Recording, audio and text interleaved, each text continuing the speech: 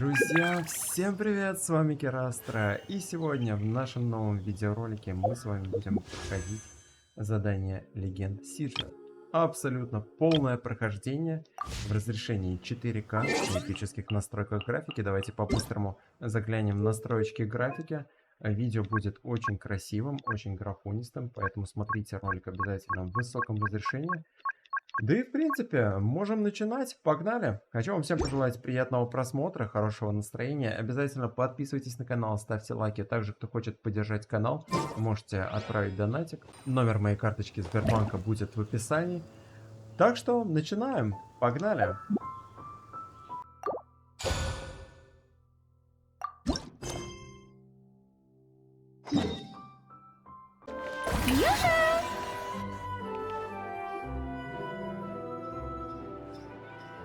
This shop looks popular today. Wonder what the occasion is.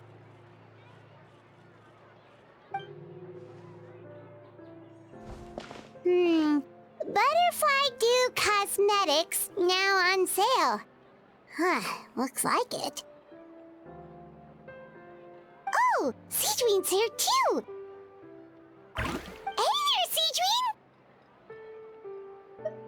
Hello there, Traveler and Paimon.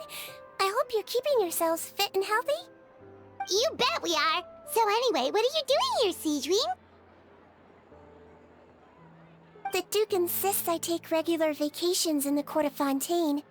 This one just so happened to coincide with a promotion for a new skincare product, so I came over to take a look.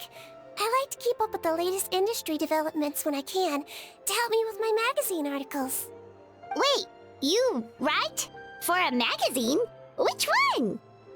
It's called Beautés en Fleur, and it's run by the Fontaine Beauty Association. I've done lots of articles about skincare for them, using the pen name Maritime Flower. Oh, wow! You're a Maritime Flower? If Paimon's not mistaken, you're one of the leading figures in the Fontaine Beauty Association! What's so weird about that? Everyone loves beauty! I really like this role. The staff at cosmetics shops are always so polite. And as long as I wear a big smile on my face, I always get the best customer service. Well, they sure don't want to make an enemy of the Maritime Flower.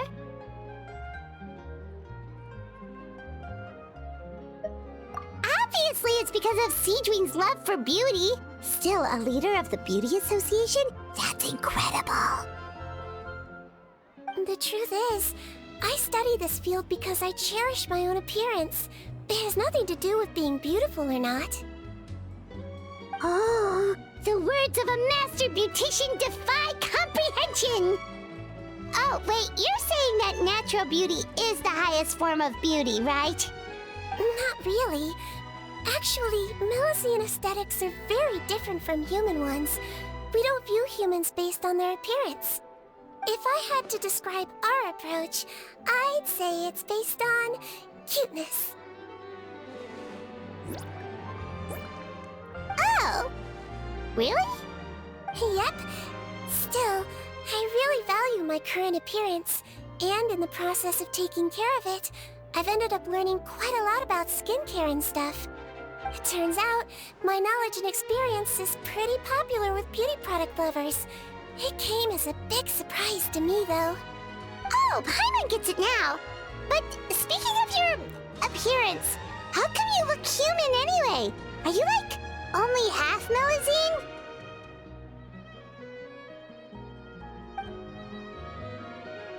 Ooh, wait, sorry. That was probably really offensive, wasn't it? No, I don't mind. I'm not mixed, though. I made a decision to turn myself into this form a very long time ago. If you're interested, I could tell you the story. A shape-shifting story? Oh, heck yeah, of course we're interested!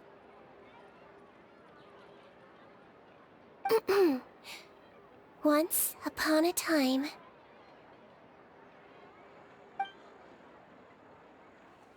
Long ago, humans rejected Melazines, and Melazines feared humans. There was one Melusine who became fascinated with human medicine, but no human wanted her help. And there was one girl who liked Melusines, so no humans would make friends with her. So the Melusine became the girl's friend, and the girl became the Melusine's patient. Your checkup's all done. You're still in perfect health. Thank you, Dr. Melusine. In this game of doctor and patient, a friendship was born. Then, one day, the girl fell ill. The Melusine was the only doctor to arrive on time, but the adults sent her away. Scram! Melusines can't be trusted! So just because I'm not human, I can't save my best friend? In desperation, the Melusine approached the frightening witch. She begged and begged until she got a reply. If you take this potion, concocted of sin, you will gain a human face and grow human limbs. But then, you will lose everything that attracted this friend of yours to you in the first place. Can you accept that? The Melusine did not hesitate for very long.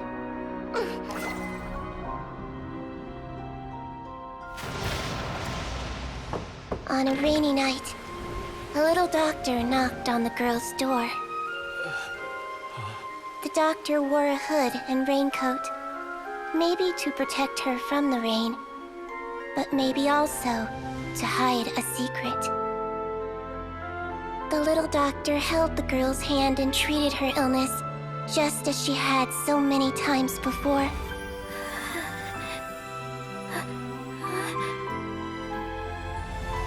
Dawn came, and the little girl's condition improved. But the little doctor was long gone, for she knew her friend would never recognize her again. And so, since then, I've lived my life in human form. Most people who know me just think I was born this way. Ooh. A witch? A potion? Why does this sound like a fairy tale? Trust me, it's a true story. Must be the way you told it then. It just sounds so... Yeah, not every Melusine would take human form to save their human friend. That must have been a huge decision. Treating patients is a doctor's duty. We must always find a way, even when the going gets tough. Ugh.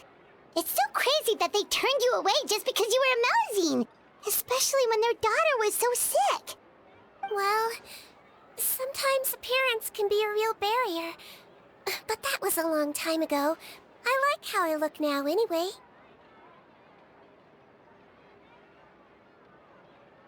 I run too! You're super cute this way. Attention customers! Thank you all for waiting. Now, on behalf of our skincare partner, I'm delighted to announce that our exciting new product is now officially on sale. Well, there we go. Let's have a look, shall we? Oh, Paimon, if you want to buy any skincare products, I'll be happy to give you some suggestions. Really? Personal advice right from a leader of the Fontaine Beauty Association? What an honor! Allow me to introduce our newest skin lotion, Butterfly Dew. I'm sure many of you have already read about this product's trials in the newspapers. To say that it improves skin quality is an understatement. This product gets its name from the way it transforms your skin and makes it glow anew, like a butterfly emerging from its chrysalis and spreading its wings for the first time. We are thrilled to have the inventor of this fantastic product with us here today. Please welcome Mr. Rawat, a researcher from the Fontaine Research Institute. Now, without further ado, I'll hand over to Mr. Rawat to tell you all about what Butterfly Dew can do for you. Thank you. Hello everyone, I'm Rawat, and I developed Butterfly Dew. What a looker. He's a researcher? Well, he's really challenging the stereotype. It seems that everyone is surprised by my entrance. Or should I say, my appearance. I'm well aware that researchers are generally better known for their brains than their dashing good looks. In that regard, I do believe I break the mold somewhat. Of course, appearance is a skin-deep way of defining a person. And yet one's appearance can be a very real set of shackles, holding a person back in their life. It can rob a young person of their self-confidence when applying for a job, dissuade a young lady from approaching the one she loves. Our actions are at the mercy of our appearance, and we slowly become the very person that the outside world sees us as. But what if I told you that those shackles can be broken? If our appearance prevents us from changing, then let us first change our appearance itself. Wash away moles, birthmarks, and wrinkles, and they can no longer rob us of our confidence. Replace them with luster and radiance, and we shall never again hang our heads in shame.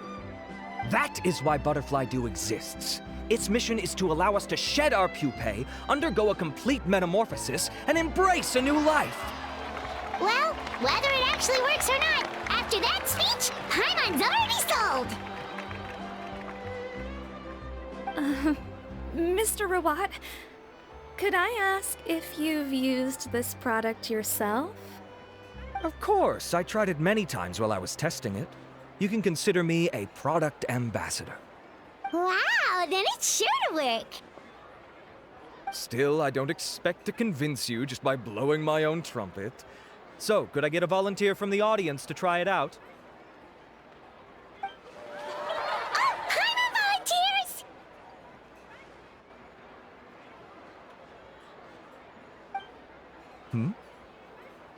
Oh!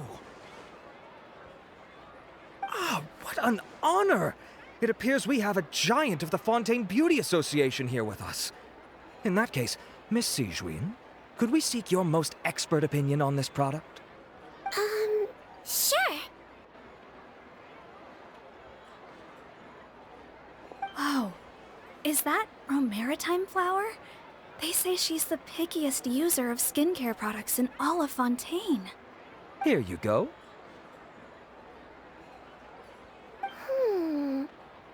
Well, it's very kind to the skin, and the absorption rate is high.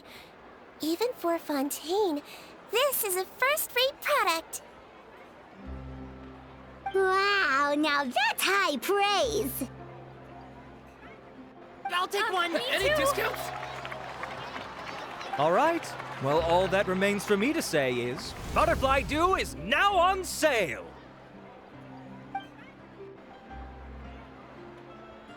Think we should buy a bottle too?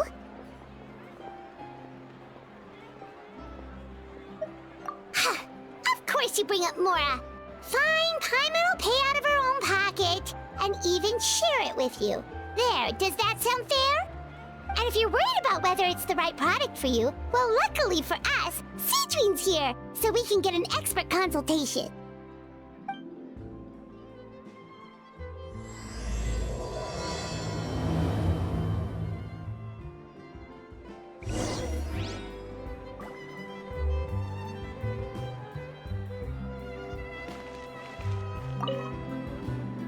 It's an honor to receive such high praise from you. To be honest, I was also hoping you might be able to point out some flaws in the product so I can keep improving it. With most skincare products, the pros and cons only become apparent with long-term use. Yet, this one has instant benefits, improving skin quality without any obvious side effects. It's one of a kind. Don't worry though, I plan to keep using it, and I'll publish regular reviews in Beauté Sans Fleur. You can read my thoughts there. All you need to do is subscribe. Oh, I was hoping for a more casual conversation, but you are a beauty association leader after all. I understand if you want to keep this professional. Sijwin! Oh, excuse us, Miss Beauty Expert, but do you think this product is a good choice for me and her? Wait, are you the renowned traveler? That's right, and by her side, the equally famous Paimon. Well, I don't normally handle customer questions personally, but since it's the traveler asking, allow me to make an exception. Butterfly Dew is made for all skin types, so no matter who you are, you can rest assured that it will be kind to your skin. If anything, it might be marginally more effective on Fontanian's skin, but other than that, it works the same on everyone. Why would it work better on Fontanians? In the interests of protecting my trade secrets, I'm afraid I can't answer that, Miss Paimon. Alright then. How about a friend discount? Save yourself the trouble. I'd be greatly honored to have both of you use my product. Here, take 2 bottles for free. Yay! Paimon's private fund survives! I can see why you might think that, but please don't misunderstand. This gift is simply a token of my esteem. There's no business motivation behind it. To me, finding new customers for Butterfly Dew is about meeting kindred spirits, fellow admirers of physical beauty. I consider it a labor of love. Admirers of physical beauty? Eesh, that's embarrassing to say out loud. It sounds so shallow. It's nothing to be ashamed of, Miss Paimon. Most people claim to desire inner virtue, but it's still physical appearance that turns their heads. This is a fact of life. It's only natural for people to desire to become beautiful. And that's exactly what inspired me to choose this research direction in the first place. You're right. Everyone loves beauty, don't they? Look at the time. My apologies, but I have other things to attend to. I'll leave you with these 2 bottles of Butterfly Dew, and I look forward to seeing you again. Paimon, I'd say there's no need for you and the Traveler to use this product for now. Why? Is there a problem with it? The quality is fine. I just think there's room for improvement. I think I could add some ingredients to the mix to make it more effective. Really? Then why didn't you tell Rawat about that? Researchers are a very special breed of human. You can point out their flaws to their face and they won't mind very much. But if you tell them that someone else could do a better job, ooh, now that'll make them really upset. If I'd mentioned it, he probably wouldn't have given you those 2 bottles for free. Fair enough, that makes sense. If you're interested in the more effective version, I can write up a list of ingredients for you. Just come get me once you've gathered them. When you say more effective, you mean it'll make Paimon even prettier? Ooh, how can we say no? As for me, it's probably time I got back to the fortress of Meropid. I mustn't leave the infirmary unattended for too long. Alright, see you there then!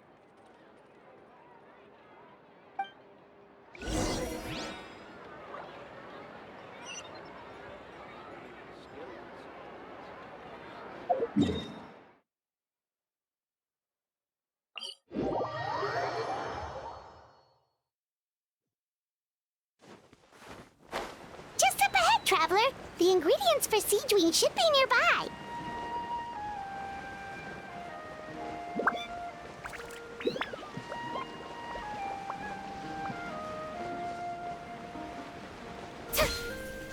Strike a pop! Everyone hold it! There is no escape!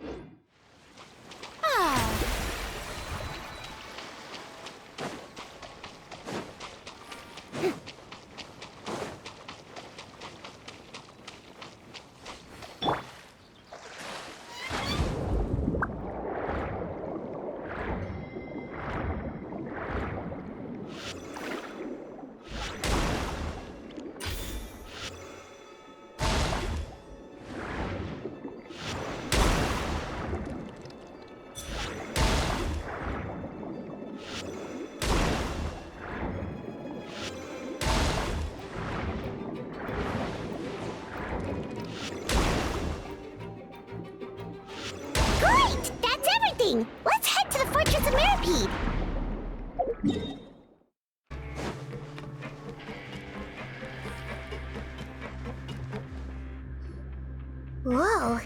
infirmary is packed. Please, you have to believe me. I saw it with my own eyes last night. Another me. He looked exactly like me. Got it? Okay. I've written down everything you told me. Now, I have a few tests to run. Take a deep breath and don't worry. It's nothing to be nervous about. First, which finger am I holding up? Your index finger, but I'm telling you, my mental state is fine. I'm not crazy. Very good. Now, on to the next. Hey there, Your Grace. It's been a while, huh? Ah, it's you two. Indeed it has. I would offer you some tea, but I'm afraid the timing is unfortunate. Duty calls. No worries. Actually, we were looking for Sijwin. Do you, know what all of this is about? This inmate came running to the guards in a panic, claiming to have seen his exact doppelganger. A doppelganger? Doesn't that just mean someone else kinda looks like him? And that's what I thought when the report first reached my desk. But we've inspected our records. No one even vaguely resembles him. Considering how certain he is of what he saw, I can only surmise that he's having some mental issues. So I brought him for a medical evaluation. All right, very good. Take a sip of water and rest for a bit. Evaluation complete. I couldn't find any symptoms pointing to a physical condition. I see. So do you still believe there's more likely to be an issue with his mind than his body? I have to assume so for now. Psychological issues are more difficult to detect. At this stage, we can at least confirm that he is in command of his cognitive faculties. The rumor mill will go crazy if word of this gets out. Guards, take him to the ward for a period of observation. The Marechaussee Phantom has requested my cooperation on a case, otherwise I'd deal with this myself. Sorry for the trouble, head nurse, but I'll have to leave this to you. No problem, Your Grace. I'll add him to my observation list. By the way, we have a couple of guests here who've made the trip just to see you. I imagine it must be important. You probably won't need to add them to your observation list, though. Oh, Traveler, Paimon, it's you. Hey there, Sijwin! It's actually not that important, but... I'll be in my office if you desperately need me. Goodbye for now. Okay, bye-bye! So, Sijwin... Would you mind waiting for just a moment? I have another patient to see. Just find an empty bed and take a seat. I won't be long. Oh, sure! Sijwin, we've brought him. And he seems to have taken a turn for the worse again. Okay, don't panic. Let's start by sitting him down here. Paimon had no idea how busy it can get for Sijwin. Maybe now's not the time to ask for her help with skincare. Good point. Besides, it might actually be interesting to observe her at work. Well, this could hurt, so I suggest you take a deep breath first. Did his face melt? What happened to him? It's anyone's guess. His face melted off shortly after arriving at the fortress. But since he's a serious offender, he can't be allowed out for medical treatment. Best we can do for now is ask the head nurse to give him something to manage the symptoms. Oh, this is gonna be awkward. We still need to bring him to the Marechaussee Phantom for questioning. What if he scares them half to death? Will that be our fault? The Marechaussee Phantom? Does this have something to do with the case Risley's dealing with? Yep, it was a huge case. They bagged a few dozen crooks in one fell swoop. And this guy's the baddest apple of the bunch. He harmed countless people. And now, it looks like it's all finally catching up with him. You done gawking? Not yet. I need to check the severity of your ulcers to decide the right dosage. Don't worry. We Melusines have a very different sense of aesthetics from humans. To me, he just looked like a little kitty with slightly scruffy fur, but still just as cute. Don't patronize me. Do I look like a kid to you? Just give me the meds and let me out of here. I already missed my cell. Hey, lose the attitude. You dare talk back to our head nurse like that again? Your days are numbered. Oh, it's fine. Okay, I'm going to apply the medication now. Tell me if it hurts, alright? Look how nice Sijwin's being. And he still talks to her like that? What a nasty piece of work. Can I leave now? Wow, not a peep. What a brave little guy. Thank you, Sijwin. And I apologize for the trouble. So, Traveler, Paimon, did you bring the ingredients? We did, but we don't want to interfere or anything. You're busy saving lives here. Oh, don't be silly. I agreed to it, didn't I? Just hand me the ingredients, and I'll make some time to whip it into the improved version for you. Take a rest here if you want. Or, if you're not tired, I hear they're holding a new pancreation tournament in the administration area. Or alternatively, is there anything we could help you with, Sijwin? That's right! Let us help you out! It's the least we could do! Good point. Kind-hearted humans start to develop guilt if they accept free help from others. Don't worry. I'll take a look at my schedule. I'm sure I can find something to treat this condition. I gotta warn you, though, it'll be tiring work. So I suggest you take a break first, then come back and see me when you're ready.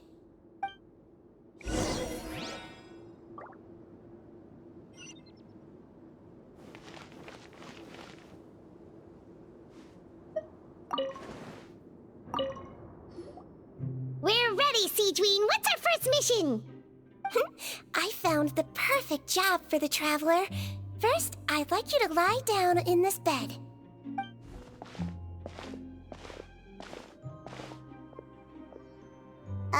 What for? I need you to pretend to be sick. What?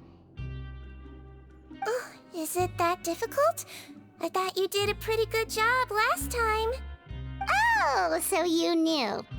I sure did. She was way more interesting than the usual malingering inmates. When you played along very well, Paimon, I observed you two for quite a while after that. Well, this is awkward. But why do you need us to do it again now? No time to explain. My next patient will be here any second.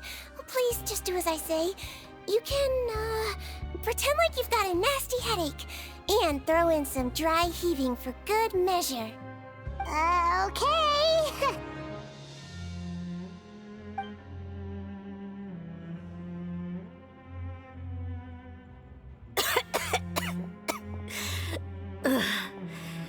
Hey, Doc, it's me. I'm only here because my mom won't stop pestering me about it. So annoying. Well, your mother has enough on her plate with a busy job. Well, the last thing she needs is to worry about you being sick as well. I know! I shouldn't treat the place like a playground. Shouldn't go swimming in the lower levels where we join up with the sea, because it'll give me a cold and distract her from her work. I thought I'd be able to have some fun here at the fortress for a few days, but it's always, don't do this and don't do that. All right, sit yourself down and I'll take your temperature. Your fever still hasn't gone down. Well, here's your medicine. 1 cup for starters, and we'll see if it helps. But Doc, it's so bitter. Do I really have to drink it? I mean, I'll be fine, right? I've got an uncle who caught a cold. His fever went away on its own after a couple days. Can't you just write me a note saying I'm on the mend? I just need something to keep my mom off my case. I sure can. You're a very brave boy after all. Huh? Brave? What makes you say that? Well, if you want to rely on your own immune system to clear up your fever, oh, then you'll have to tough it out like this young lady.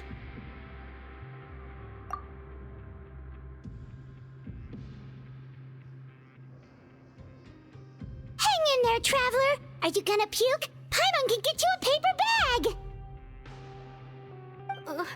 Huh? As long as you're tough enough to get through the nausea and dizziness caused by the high fever, you'll be right as rain after just a few days' rest. And if I'm not tough enough?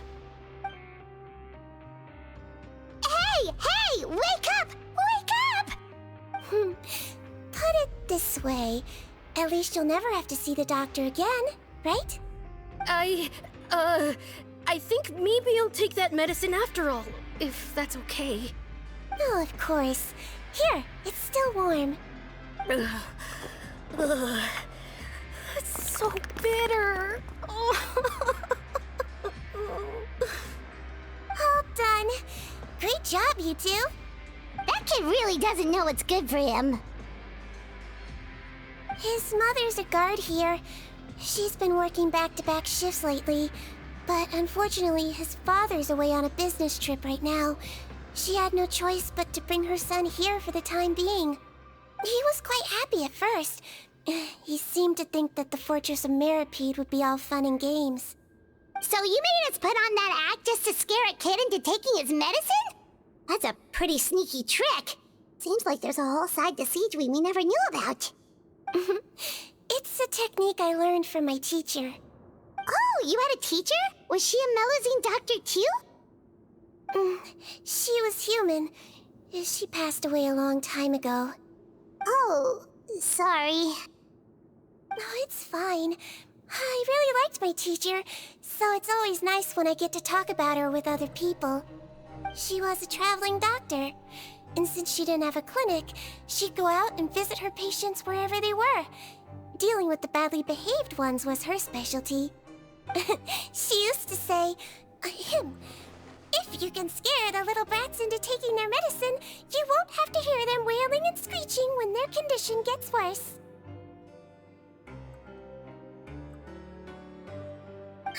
She sounds like a pretty strict teacher.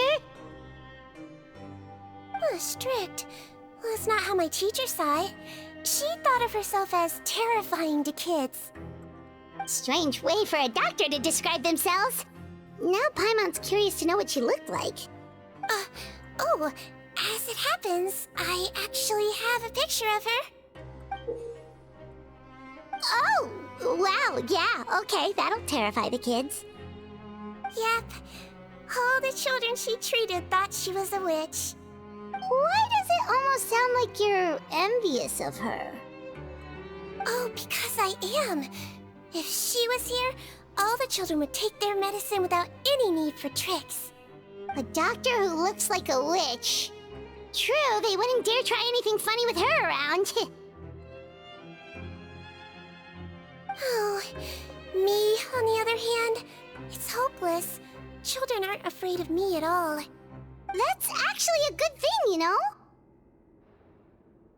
Oh, my next patient should be arriving now. Would you mind lending me a hand again? Sure thing! On to the next mission!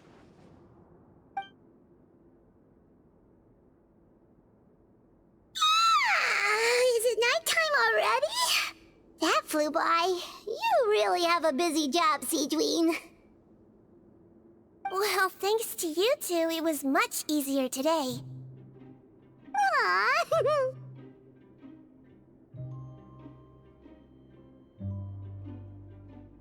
Should we get some rest? It's getting pretty late. Oh, there is one last thing. I have to keep it confidential, so I usually leave it till after everyone's clocked out. Confidential?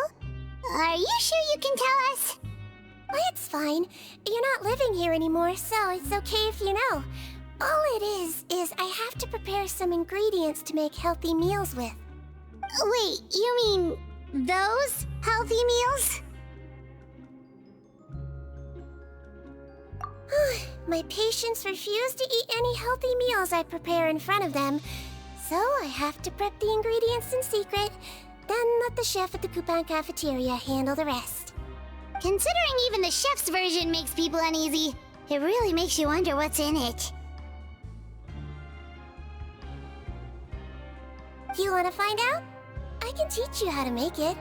That way, if you ever suffer from exhaustion on your future travels, you can prepare a healthy meal for yourself. It's really good for you, you know.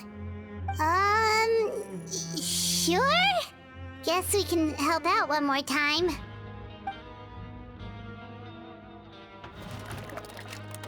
The ingredients are ready. Now, put them on the table and add them in the order I tell you. First, we add this special slime condensate, stir it thoroughly, then pour it in. See that? It adds elasticity. It looks just like tasty jelly, doesn't it? Yeah, it really does. Until you remember it's slime condensate. Next up, xenochromatic crystals. You want to crush them up into a fine powder, like powdered sugar. Wait, are those from Fontimer Aberrants? Are you sure they're edible? Finally, we'll need some high-protein meat. Frogs are an excellent choice. You just need to clean their innards, and then you're left with some lovely, tender meat. Oh! Frogs. And we're done. All that's left now is to pack them into lunch boxes and hand them to Walsey. Yesterday in the production zone, I noticed an inmate who's been working for 2 days straight. That means it's a healthy meal for him tomorrow. Sijwin really does have the inmate's best interests at heart.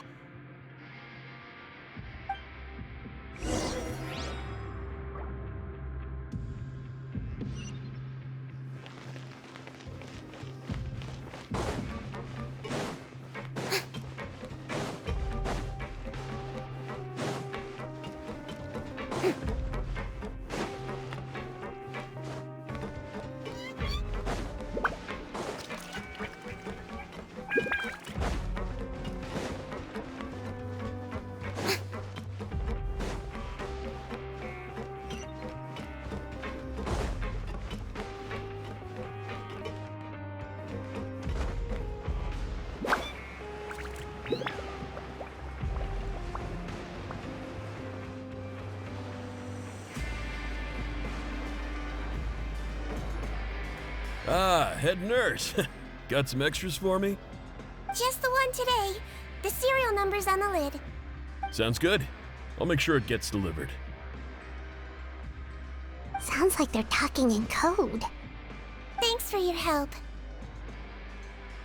Oh, it's no trouble at all. I only wish I could do more. You work so hard for all our sakes. I'd happily lose a little sleep if it meant helping you out. That won't do. If you reduce your sleeping hours any further, your health will start to suffer. All right. Nurse's orders. I'll do as I'm told. But you take care of yourself too.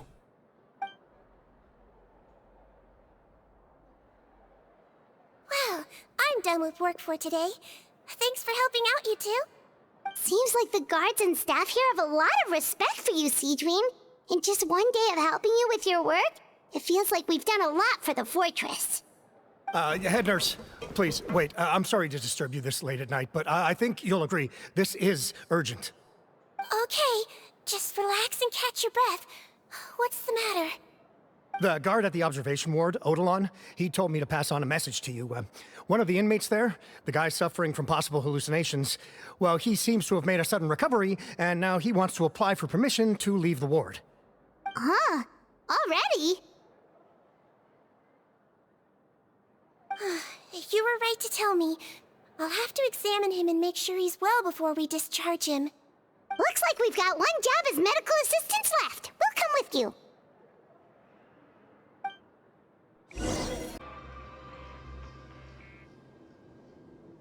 Ah, head nurse, you're finally here. I'm so sorry for all the trouble I've caused you, but I believe I've now made a full recovery. After giving it some thought, I'm sure that I was probably just seeing things. Stress-related, I imagine. I'd been working long hours, so I definitely wasn't in the best state of mind. I totally understand. Still, I have to give you an examination before I can discharge you, okay? So, take a deep breath and don't be nervous. It'll be the exact same procedure as we did this morning. We can start whenever you're ready. Again, so sorry. I was in such a state this morning, I barely recall anything. Would you mind taking me through it again? Oh, not at all. It's a lot to remember. First up, we have a little cognitive test. Just concentrate and you'll be fine. To start with, which finger am I holding up? Your pinky.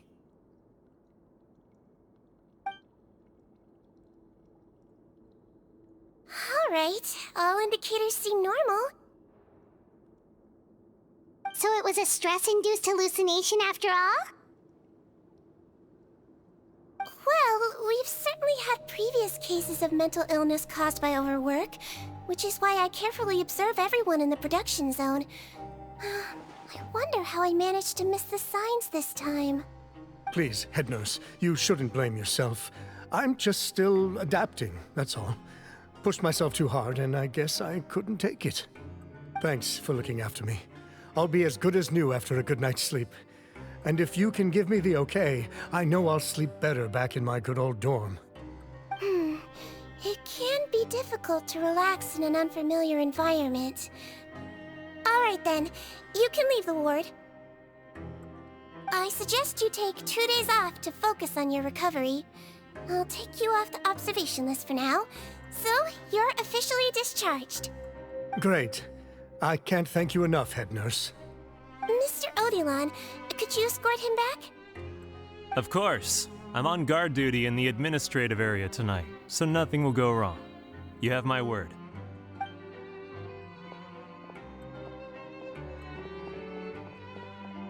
Guess you're finally done for the day now, huh?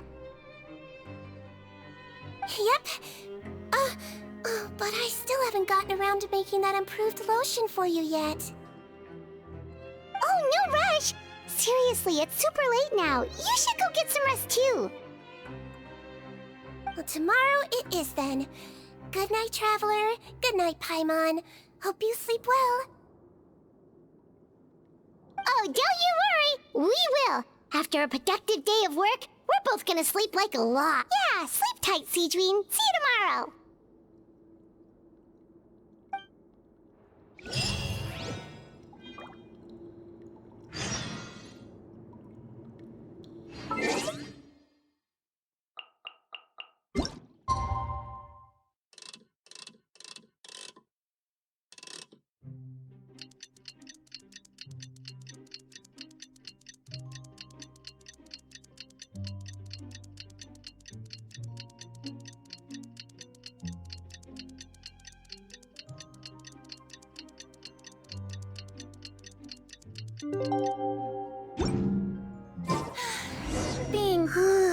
Paimon really did sleep like a log.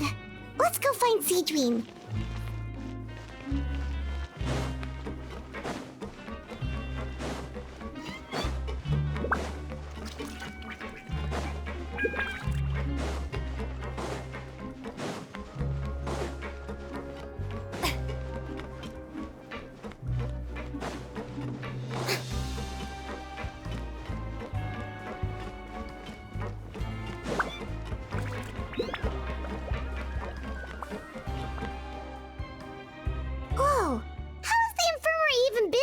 Yesterday. Good morning, Traveler and Paimon. I have a few people here for a checkup, so you might need to wait for a while. No problem. Anything we can do to help? There's a bit of a complicated situation here. I'm still getting to the bottom of it myself. You have to believe me. I'm telling the truth. You're in a medical facility. Keep it down. Please, listen to me. I'm not Gascon. I'm Uy. You're a horrible liar, you know that? We get all your mugshots with the arrest warrants. It's clear as day that you're Gascon. You mean because of the way I look? I don't know what happened. I just woke up like this. Then you guys dragged me in here for an interrogation. I brought you here to figure out what's going on. If you truly are the victim of an injustice, yelling isn't going to achieve anything. At most, it'll delay your vindication. All right. I get it. This is nuts. Yesterday's interrogations went fine. And now this. Morning, Your Grace. What's going on? Remember the case I mentioned yesterday? The one brought to me by the Marechaussee Phantom? Well, we've been questioning the inmates involved this morning. Every single one of them is claiming mistaken identity. Huh. That's even weirder than what that guy was saying yesterday. The thing is, none of them have been able to provide any evidence whatsoever to support their claims. Questioning them further got us nowhere, so for now, we've brought them to the infirmary. And we thought yesterday was as busy as it got for Sijwin. We've compiled their statements. Have a look. Perhaps there's something we missed.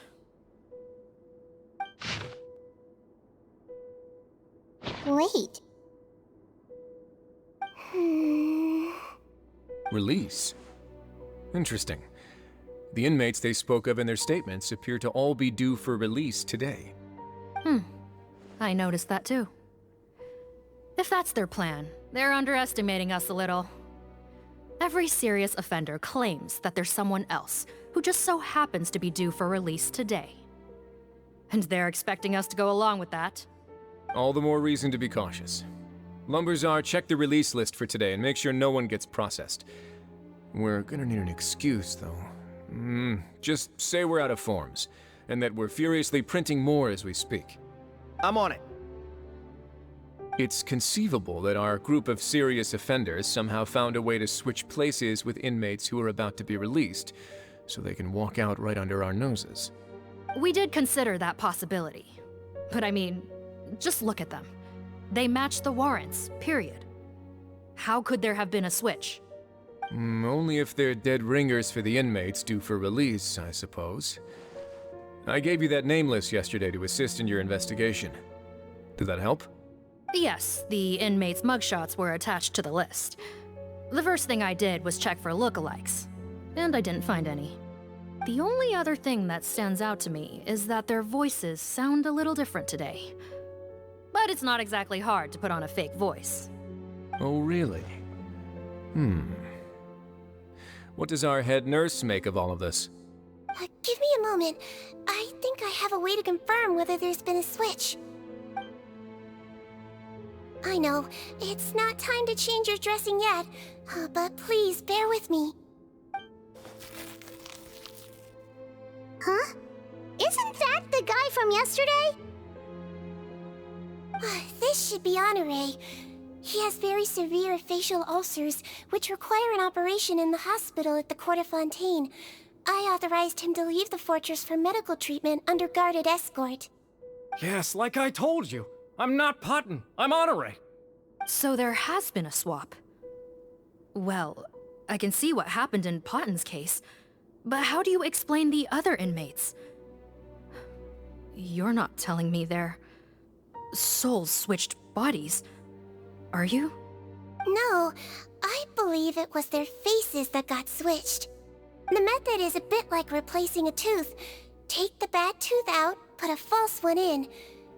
And actually, I think I can prove it to you. Traveler, Paimon, do you remember Eric from the other day? Yeah, sure do. Then you can be my witnesses.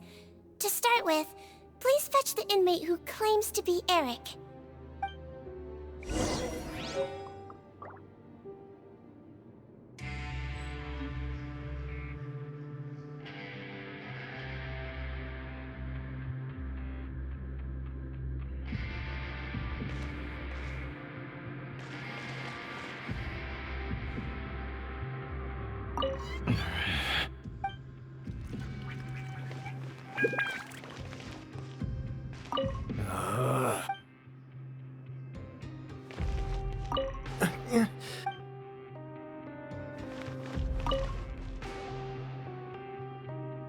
So, you're Eric? Yes, head nurse. It's me. You do believe me, right? I need to do another examination on you. Same procedure as yesterday. All right. It's the cognition test first, right? So I need to concentrate. Now, try to recall if you can. The last time we did this test, which finger did I hold up? I believe it was Your index finger. But that means... Huh? So, basically, last night, the Eric who said he saw another him suddenly recovered and applied to leave the observation ward. Sijwin did another test before letting him leave, but that time, she held up her pinky finger. Huh? I don't know about any tests last night. There was nothing to do in the observation ward, so I went straight to bed. Then I somehow woke up in a high-security cell. Well, in that case, there is a reasonable explanation for the strange events of the past 2 days. So, what exactly happened? The gang of serious offenders wanted to break out of prison, so they identified a group of scapegoats, namely inmates whose terms were almost up, and planned to switch appearances with them. Last night, when Odilon was on duty, they ambushed him and had one of their group switch appearances with him using their face-swapping method. That allowed them to avoid scrutiny from the other guards. Then, once all the other inmates were asleep, Odilon spent his night shift carrying out the remainder of their switcheroo plan. However, they made one mistake. Henri changed his appearance to match Eric's earlier than he should have done, and ended up being spotted by the real Eric. Real Eric came to the guards for help, but we didn't know then what we know now, so we put it down to hallucination and sent him to the observation ward. However, since one of the gang members was posing as a guard, they simply changed real Eric's appearance and had their Eric take his place, muddying the waters even further. Right, because I'd put Eric on the observation list by then, and no inmates on that list can be processed for departure until I've discharged them. Hence why the imposters had to pull that little stunt to get fake Eric off the list. Yeah, it all makes sense now! The Duke cracked the case! Well, I can't fault the reasoning. But I'm afraid that we ruled out the possibility of face switching very early on in this process. Criminals altering their facial appearance to commit crimes is nothing new. In fact, one of the explicit duties of the Mélizines in the Marechaussee Phantom is to identify criminals in disguise. We carefully examined all the suspects, and there is no evidence that any means of disguise were used in this case. Huh. Well then, how do we explain all this? So far, it seems more likely that the gang stole documentation belonging to the inmates due for release, and are using that to commit identity fraud. Actually, there is a potion that can completely change someone's appearance. If they use that, even a Mélizine wouldn't be able to detect it. A shape-shifting potion? Forgive me, head nurse, but this is the first time I'm hearing about it. If such a potion truly existed, it would jeopardize our entire investigative process at the Marechaussee Phantom. Are you certain of this? Yes, I am. But... Please, trust me in my professional opinion as an experienced clinician. At the same time, without any solid evidence, it's pure speculation. If we can round up all the inmates suspected of switching places, then have a little talk with both sides, we might just get our answer. Yep, let's do that. Okay. Well, it was our negligence that meant we had to come and conduct these post-internment interrogations. And I know it's put you out. We'll do it your way. Your Grace, bad news. I paused the releases like you asked, but we were too late. A bunch of people already got processed 2 hours ago. I checked the list, and sure enough, it's all the people who gave statements. 2 hours ago? That's before today's interrogations began. They had this all planned out. So there really was a switch after all. They really pulled the wool over our eyes on this one. We should be able to catch up with them if we leave now, right? Not if that potion is real. They can just switch faces again after leaving the fortress. And if the Marechaussee's Mélizines can't even spot them, we wouldn't know where to start searching. Yikes! So we're at a complete dead end!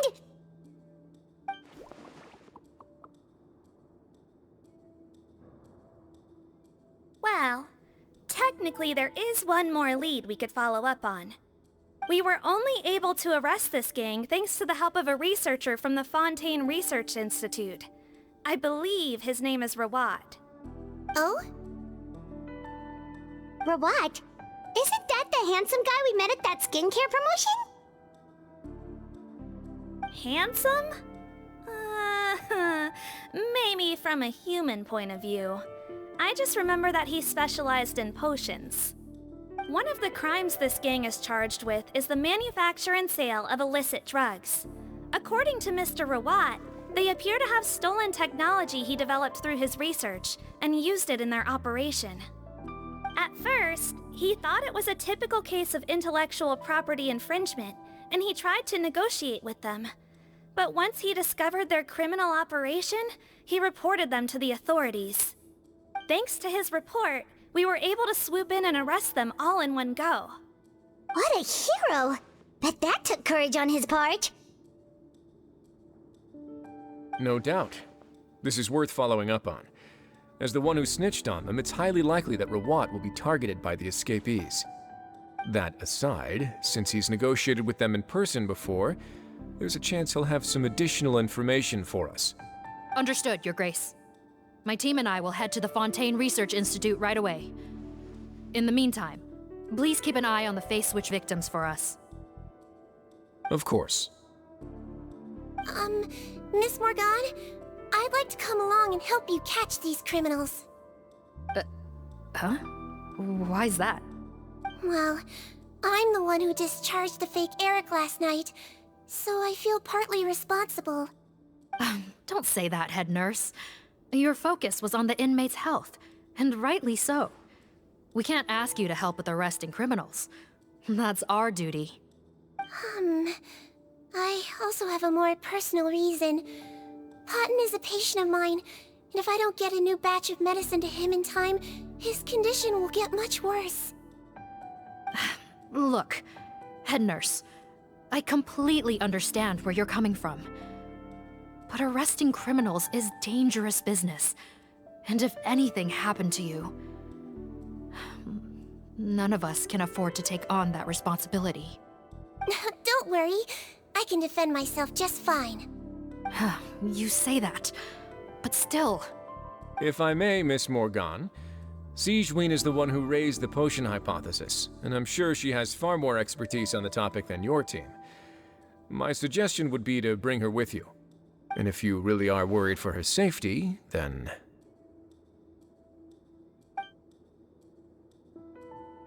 Ah, there you go, right on cue. Knew I could count on you.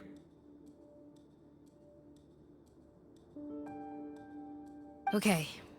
Well, since this plan has the Duke's blessing, far be it from me to refuse. We should head off immediately. Time is of the essence.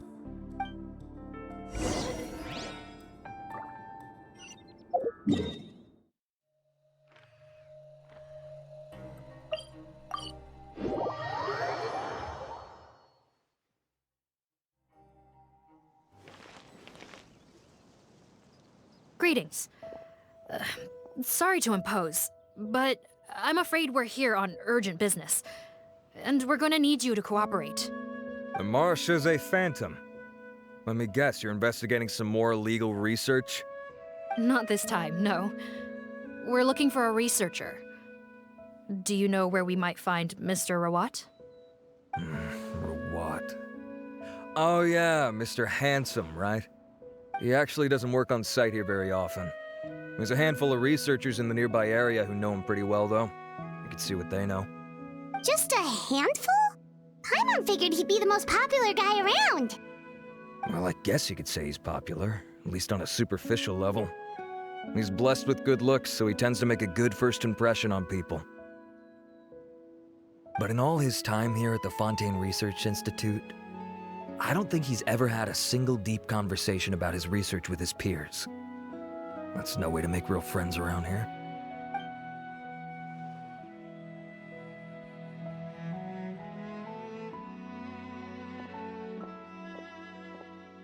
That's so weird. He definitely didn't come across like a recluse at that product promotion. I don't find that weird at all. He definitely didn't strike me as the kind of guy who's, good at making friends. Really? Paimon couldn't tell. Must be a Melusine perception thing. Okay, we should talk with his acquaintances. But we also need to check the Research Institute for any clues. Let's split up. It'll save us some time. Sure thing. We'll go ask around among the other researchers with Sijwin. Paimon's suddenly kinda curious to know what everyone really thinks of him.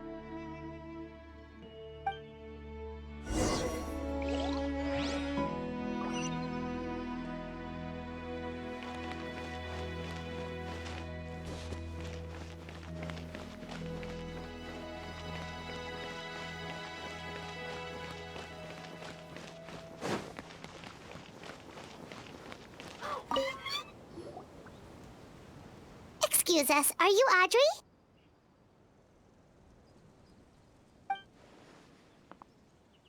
That's me. What is it? Are you close friends with Rawat? We're trying to find out where he is. Close friends? You mean because I told him I had feelings for him once? I doubt I'm the first or last at the Institute to make that mistake. Why would you single me out as a close friend? I should have known, really. Men like him, they just enjoy being surrounded by fawning women. They're not interested in a serious relationship. Okay. We were just kinda wondering if you might know where we can find him. Why would I know where he's at? I barely know him, and he probably doesn't even remember me. Ugh, this is getting annoying. Shall we go ask someone else?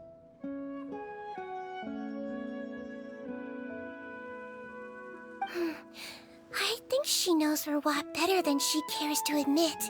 If we leave now, it might be a wasted opportunity. Maybe, but we're not going to get much out of her while she's in this state, are we? She's displaying symptoms common among people in love, if that's what you mean. But I know a cure. It's curable? Oh, we're still no closer to finding Mr. Rawat. Oh, by this point, he could be in grave danger. Danger? Wait, why are you looking for him again? Oh, that's right, yeah! The Marshose Phantom said that he's been targeted by some pretty bad people. We need to make sure he's safe. What? How has this happened? He seemed fine when I last saw him, and that was only a couple of days ago. Just happened to run into him, of course. Oh, I see. Well, do you have any thoughts on where he might be right now? Okay, but this is purely out of concern for his safety. If he's not at the Institute, he might be at his mother's place. I heard she raised him alone, that they had it pretty tough financially, and these days she's housebound due to illness. He makes regular trips back home to check on her. Oh, okay. Do you know the address?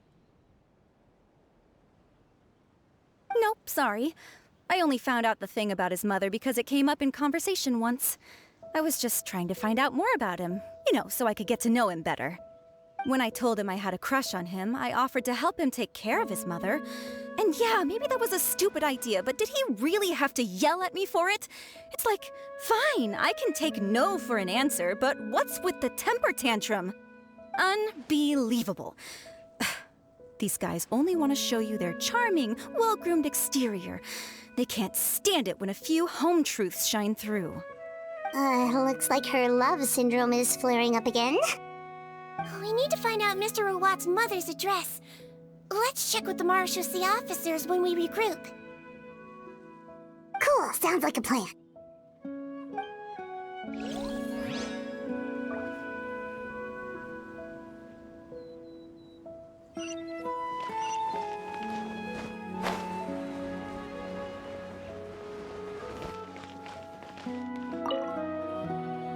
Hey there, are you in Teep? What do you want? We're here to ask about Rawat.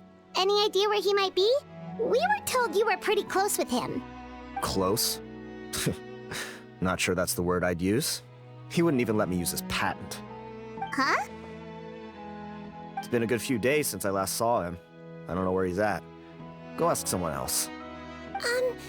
Would the patent in question happen to be related to the new skincare product he developed? Yeah, kinda. Butterfly Dew, or whatever he calls it. I heard he made a tidy sum off of that one. Okay, now we're getting somewhere. Keep going. Most of the other researchers here focus on mechanics, energy, stuff like that. I get why he wouldn't be interested in having anything to do with them. But I'm studying coatings. There's a huge overlap in our areas of research. Why would he refuse to work with me? I bought his product once, and noticed it contains a unique substance that might have applications in coatings, too. If it worked out, I could probably make as much as he's making. Don't get me wrong, I had no intention of plagiarizing his work. I was hoping to get official permission to use his findings in my own research. Followed the proper procedure. It was all above board. I would have had to pay him a license fee and everything. But despite that, he turned me down not once, not twice, but 3 times. It's like he's vehemently opposed to the idea of anyone else making the kind of money he does. Huh, so is Rawat antisocial, or is this guy just jealous? Well, it doesn't look like we're gonna get any info about Rawat's whereabouts from him. Let's go! Wait, 1 second. Mr. Antibes, next time you go shopping, you should buy some Buell fruits. Peel the skin, steep in water, then drink. It'll help calm your mood. Huh? Yeah. Thanks.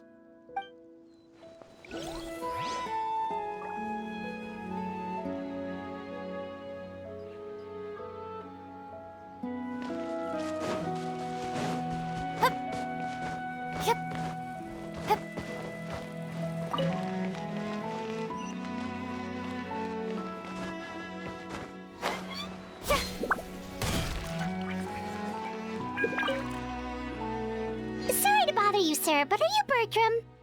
Who's asking? Just some concerned citizens helping out the Marechaussee Phantom with an investigation. We'd like to ask you about Rawat's whereabouts, if that's okay. We're told the two of you are pretty close. Not anymore, we're not. Turns out we don't see eye to eye. Oh yeah? What happened?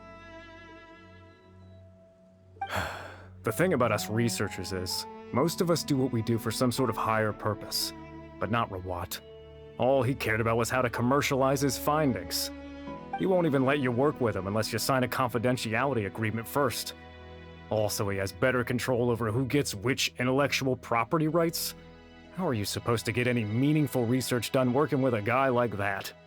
Now that I've got my own technical solution for my compressor, I don't need to work with him anymore.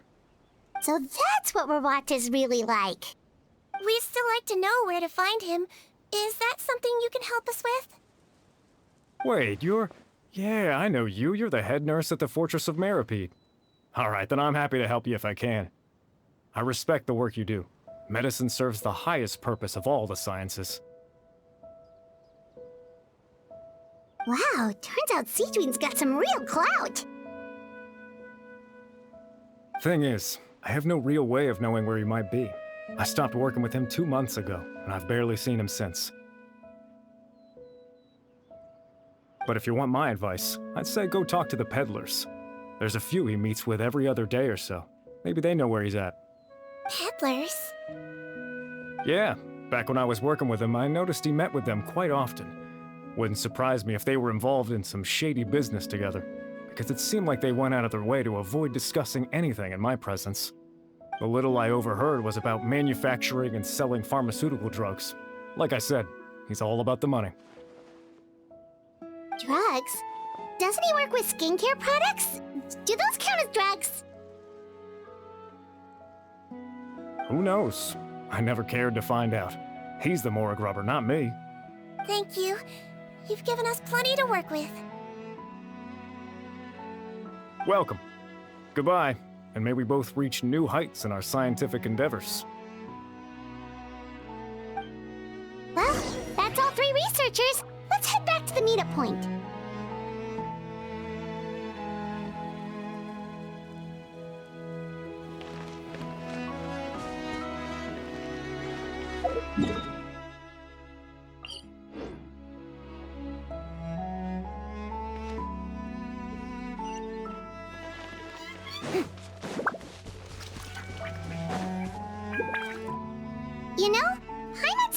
thinking Rawat was a handsome researcher with a friendly and cheerful personality. It's such a surprise to learn that his peers have a different impression of him. So, what's your view of him now, Paimon? A handsome researcher whose difficult upbringing turned him into a profit chaser with a chip on his shoulder? So your thoughts about his appearance haven't changed at all? Well, his looks are kind of a big deal. At least in Paimon's opinion. How does such a handsome guy end up being so antisocial? Even with his difficult family background, it just doesn't make any sense.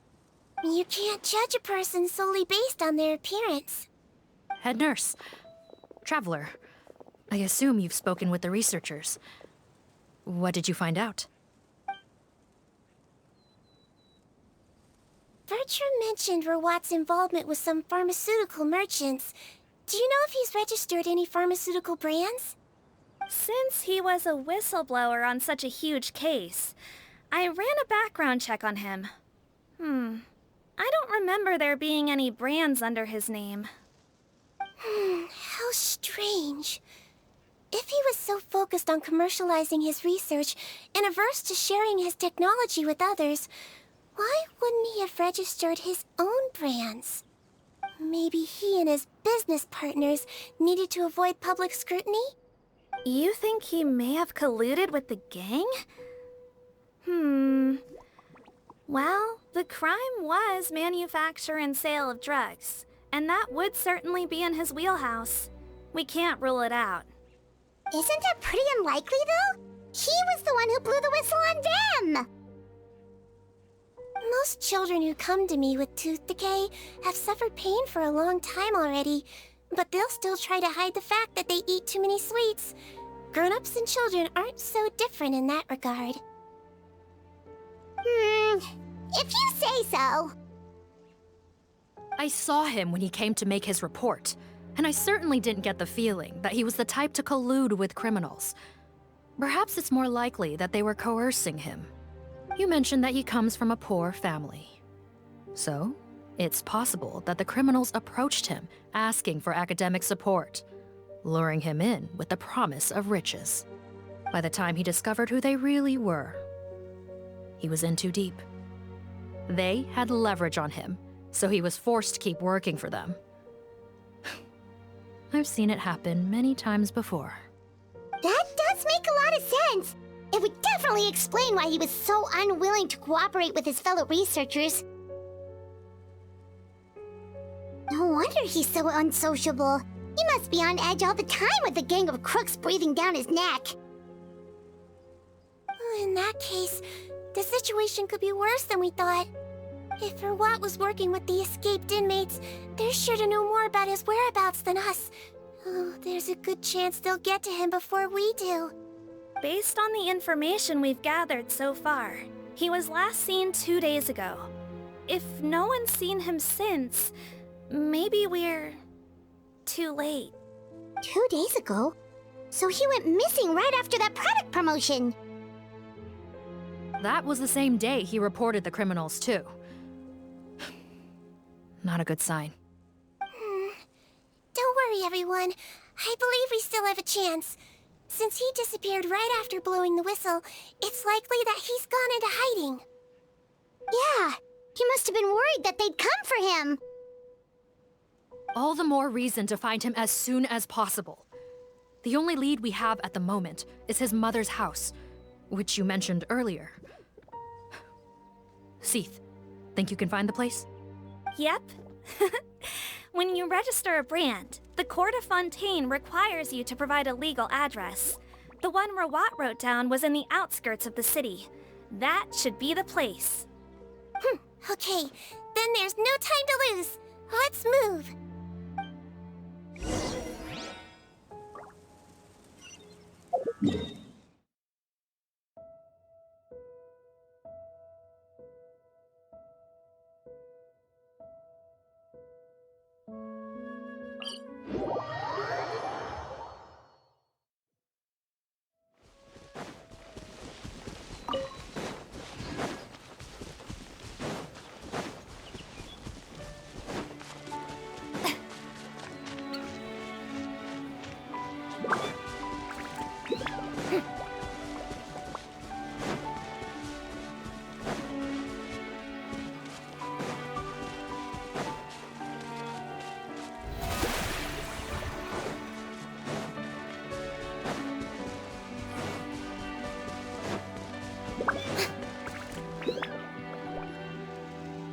All right, this should be the house.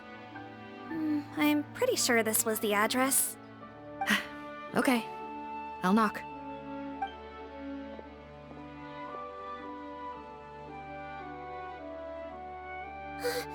Sounds like whoever's inside has restricted mobility. Oh, it seems serious. What's the fastest way to get this door open? Break the door down? No, I'll handle it. Let the expert deal with it. There'll be a mountain of paperwork if we damage a citizen's property.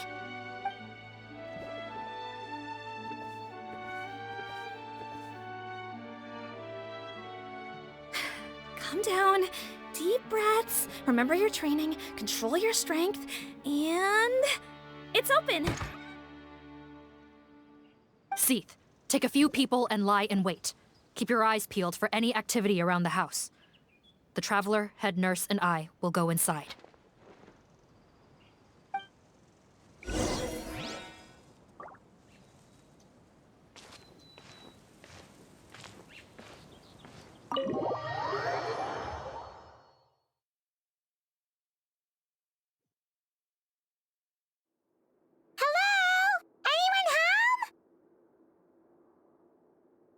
Oh, there.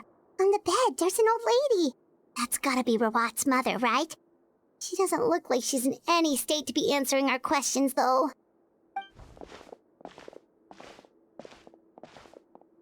We could try, but she is very ill.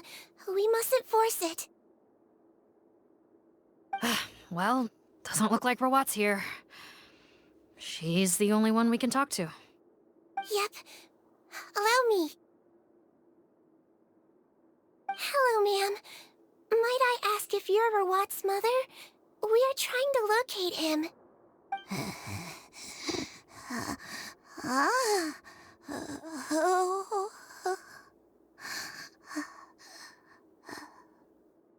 Hard of hearing, perhaps.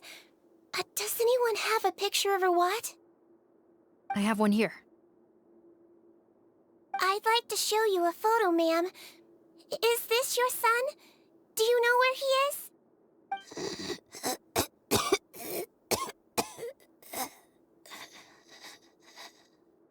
Looks like this isn't gonna work after all. Well, looks like we're out of leads. If Rawat's not here, things are looking very bad for him. Is it possible he could have avoided returning here because he knew he'd be in danger? Maybe. But if so, where do we look next? Maybe we should take another look at the Institute. Yes, so. I suggest we all return there now.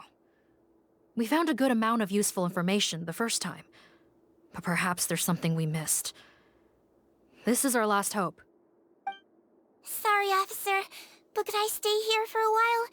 This patient requires some care. Of course.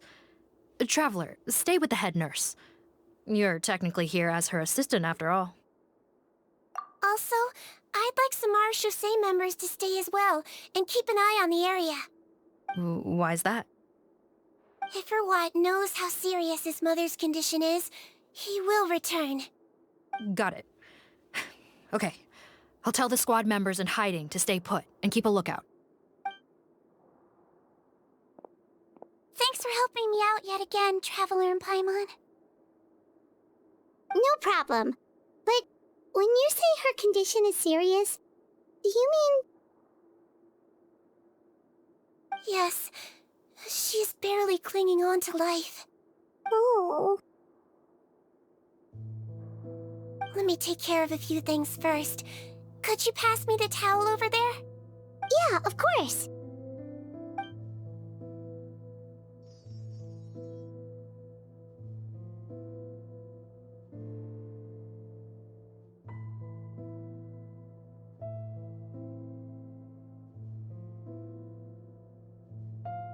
I can tell that her family has tried a lot of different treatment methods, including some very expensive medicines.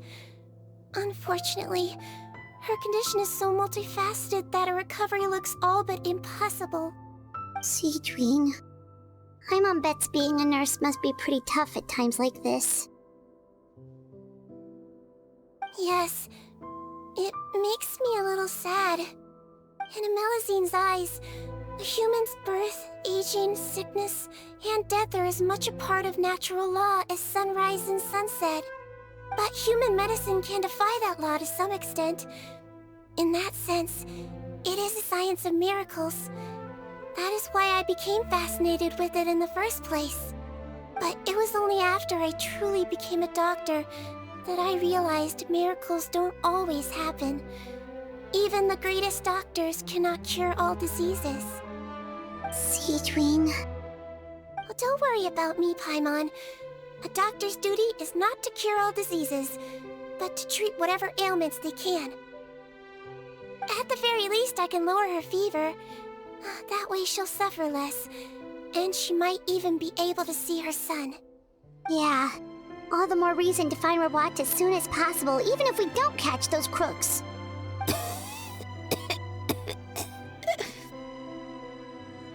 Oh, her fever is getting worse. Could I get some hot water? Sure, we're on the case.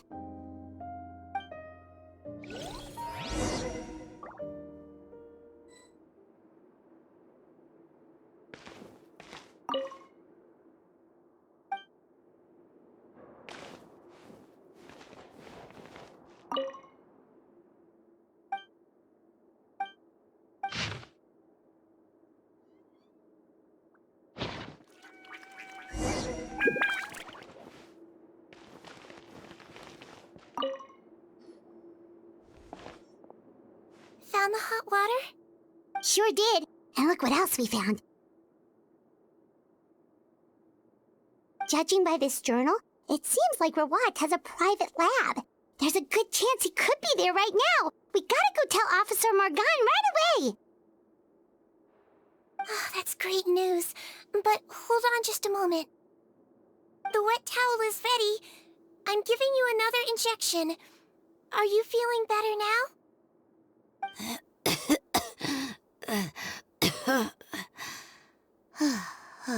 It's all right. We'll go bring him back. Please hang in there. Thank you.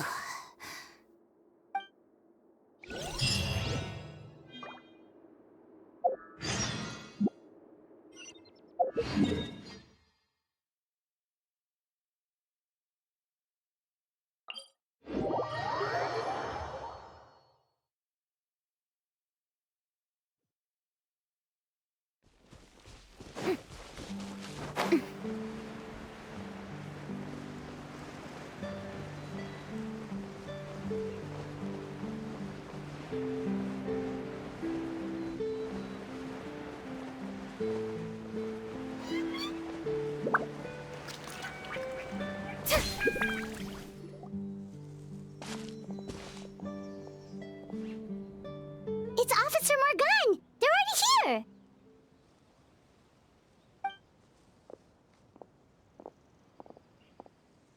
We came as soon as we heard the news. I can't believe we were so careless. The most crucial information of all was hiding right there, in that room. And we missed it. Don't blame yourself. Right now, we need to focus on finding a way in. There's a mechanical door over here! Hopefully the instructions in Rawat's journal will help us open it.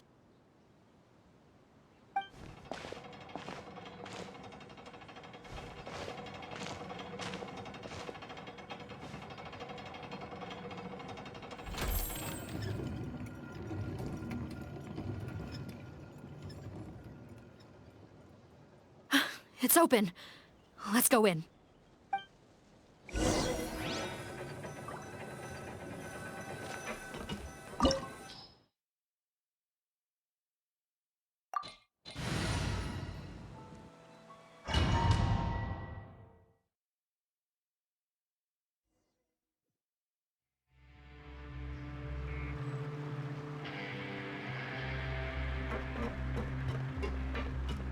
Wibbly wobbly!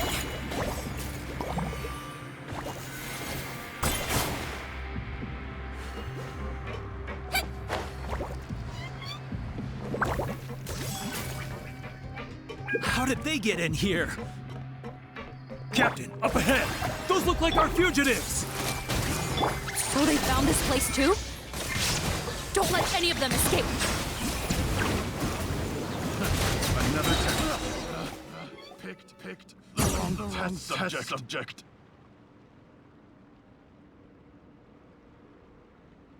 Captain, according to our list, many of the fugitives aren't accounted for. There may be others hiding deeper inside the facility.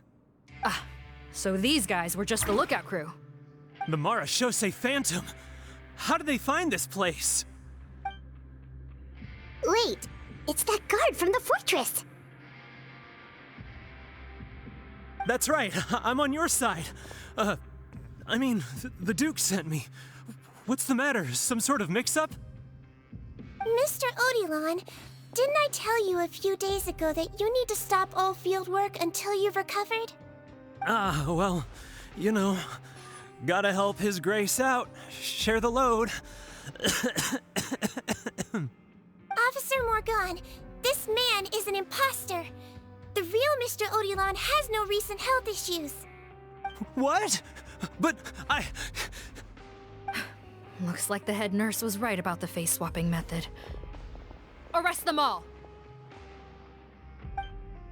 DuPont, stay here and keep guard. And watch the exit. If we're not back soon, call for reinforcements. Got it.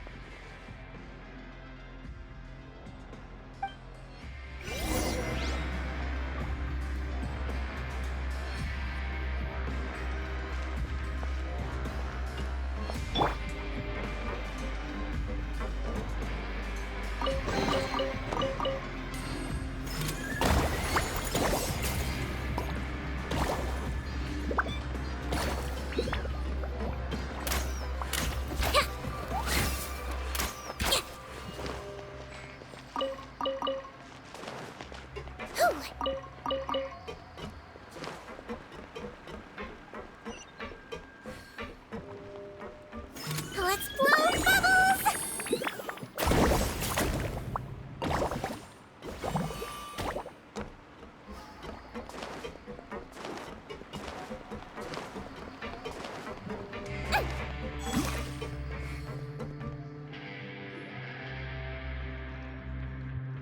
So many jars. Was this some sort of production facility? This scent. It's probably the ingredients used to make butterfly dew.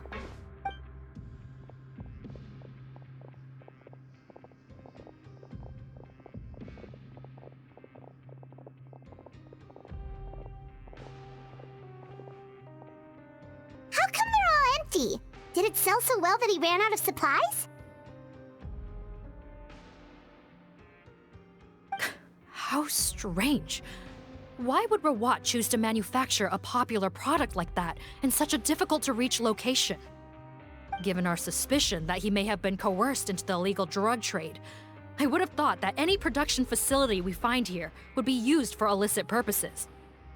Perhaps butterfly dew is itself an illegal drug. Do you have any evidence for that claim? No, just a guess. We need to find Rawat as soon as possible. He has all the answers we need. Understood. Well, let's not linger here.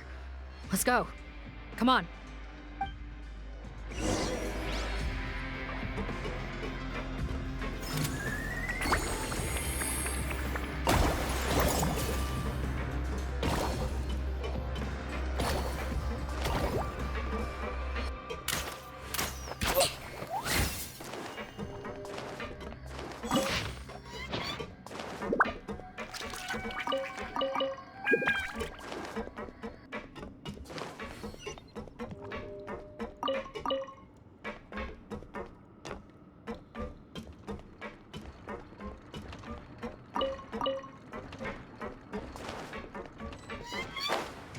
Doesn't look like we're gonna get this door open. Let's find another way around.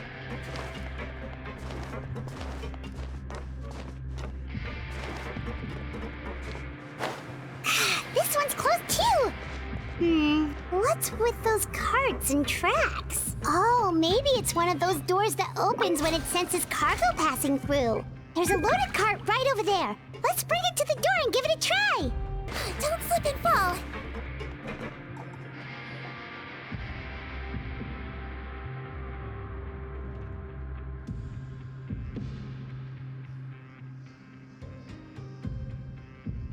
This room's much smaller than the others. Judging by the implements on the table, this looks like a potion-making lab. Head nurse! Over here.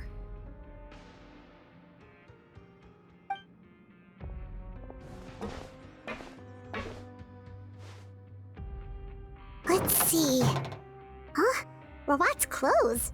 Why would he change here?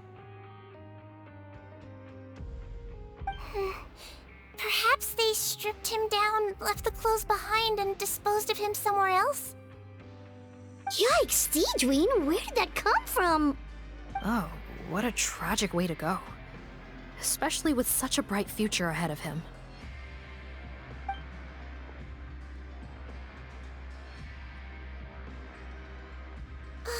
There's a path leading further on, Officer Morgan. Let's keep up the pace.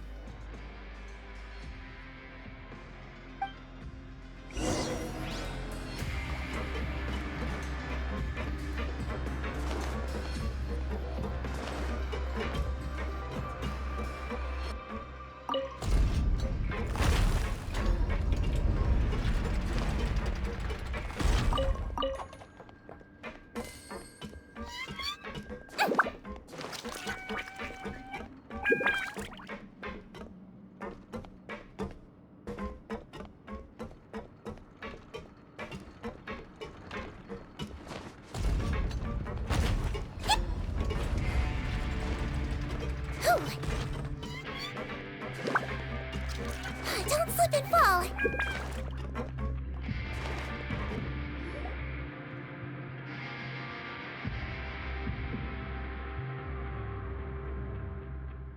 Shh! There's a whole bunch of people in there.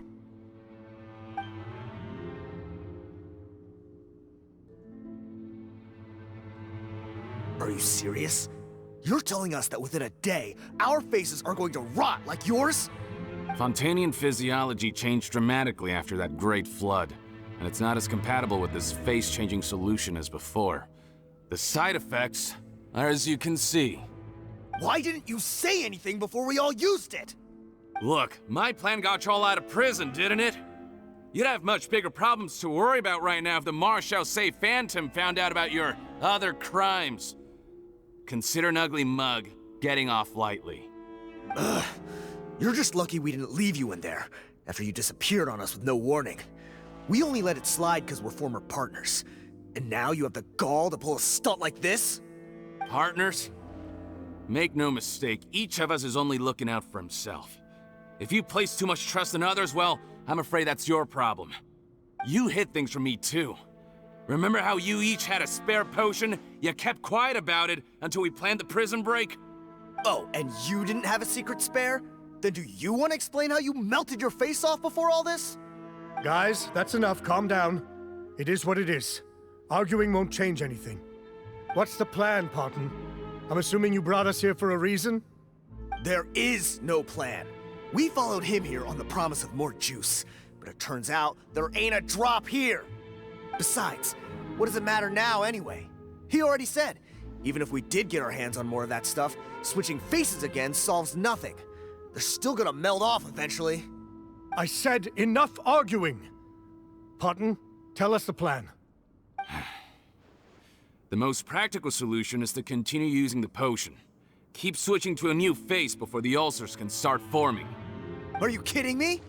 This stuff was hard enough to get a hold of even when we had a supply.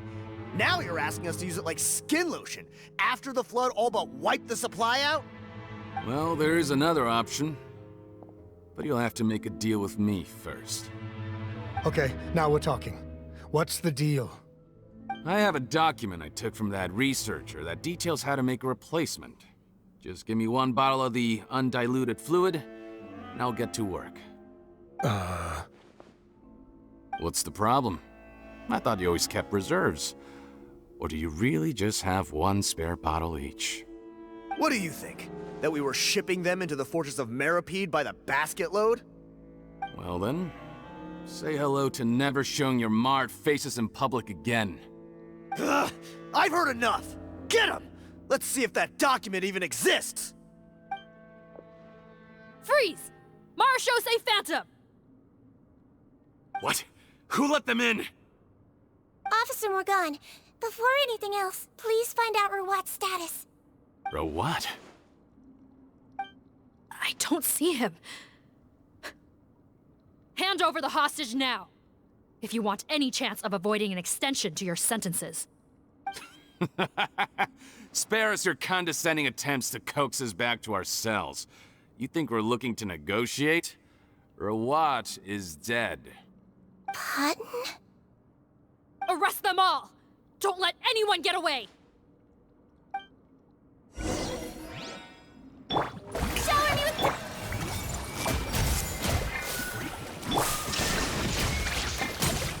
Settle down!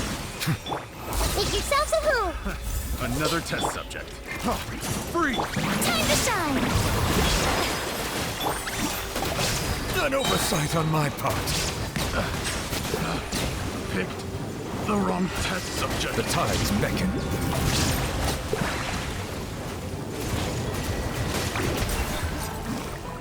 I see everything! The Temple of Wisdom! Shine down!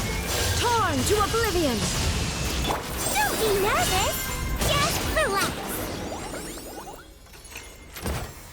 Huh.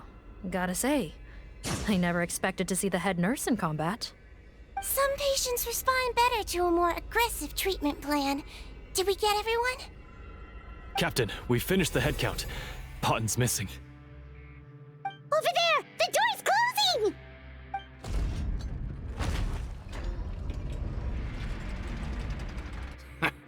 One group trying to arrest me, another trying to hunt me down. Good. I gotta kill two birds with one stone. How did he get up there? There must be a secret passage somewhere. Find it! Don't waste your energy. I already sealed it off. How naive. We have more people outside. If we're not back out by the agreed time, they'll come to our rescue. Well then, you'd better hope they get here in time.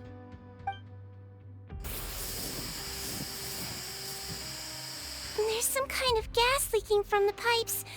Be careful, it's poisonous. This is our distribution center, where we store the product derived from our source solution. We had to use special fire prevention methods to prevent contamination. The pipe network here was designed to emit a gas for firefighting. One little modification later, and it makes an efficient death trap. Why would you do this? Your partners are here too. Oh, please. If they can't supply what I need, they're of no further use to me. Besides, I can't have them exposing my potential whereabouts. He's a maniac! Come on, we gotta find a way to open that door! Go ahead, struggle in vain. Once the last of you croaks, no one will ever find me again. So long! Are you sure you're ready to leave, Potten? You haven't changed your dressing today. You can't cure my face, just give up. And what if I could? Nice try. You're just trying to stall me. Don't you worry about me. I'll find a way to cure my face once I get out of here. Oh, I doubt it. After all, Fontanians can no longer dissolve in primordial seawater. What the... How did you... The key component of the face-changing potion is the fluid left behind by dissolved Fontanians. It might look like ordinary water, but it has some unique elements in it. Before the flood, all Fontanians were oceanids, physiologically speaking. A potion made from that fluid could dissolve and reconstruct the face of a Fontanian in much the same way as hydroidolins change form. Theoretically, it could give someone any appearance they wished. But since the flood, Fontanians have become true humans.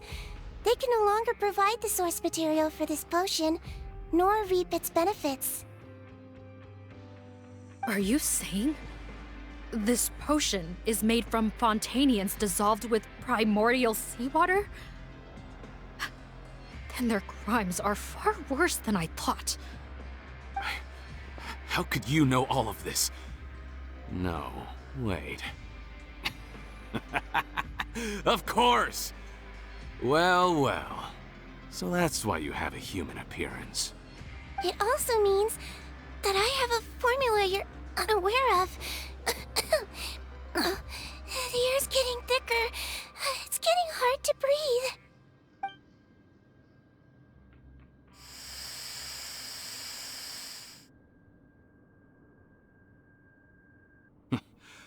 I might get to make a deal today after all. Alright, keep talking. How do you intend to give me the formula? Oh, it's not a formula, but a finished product. I have a bottle of it right here. What? When I tried Rawat's skincare product, I noticed it had a certain special component in it. So I had my friends gather some other ingredients for me, and sure enough, a little experimenting later, I'd produced the potion. I'm guessing his skincare lotion contains the fruits of your joint research? Huh. Impressive guesswork. Yeah, we were a supplier for some of the raw ingredients. But it only contains a tiny amount of the active ingredient. The effect is minuscule compared to the undiluted fluid. Well, I found a way to reverse the dilution process, giving the skincare lotion a similar effect to the fluid it is derived from. That's impossible. If I tell you some of the ingredients, I think you can figure it out. First, you need to combine tainted hydrophantasm tissue with transoceanic pearls at a ratio of around 3 to 7.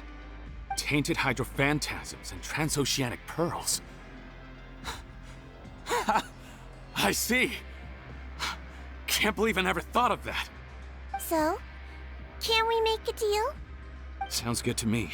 There's a delivery pipeline beneath this window. Drop the potion in, and I'll release you all. Nope, not trusting you that easily. You're like those naughty kids who try to hide their illness. Open the sluice gate first, then I'll hand you the potion. Even if you're not bluffing, your potion won't cure my face permanently. You really think you have any leverage here? I'm not closing the valve this time. Clock's ticking. Fine, then I'll just stand here with the potion in my hand. And when I faint from the poison, I'll drop it and it'll be destroyed. No.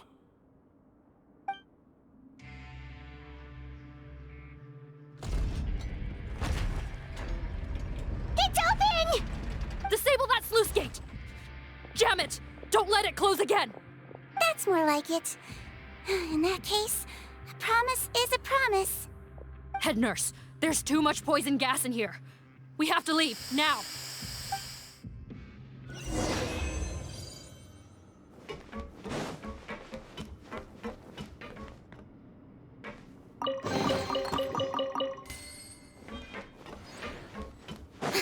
Strike a pose! Illusion shattered!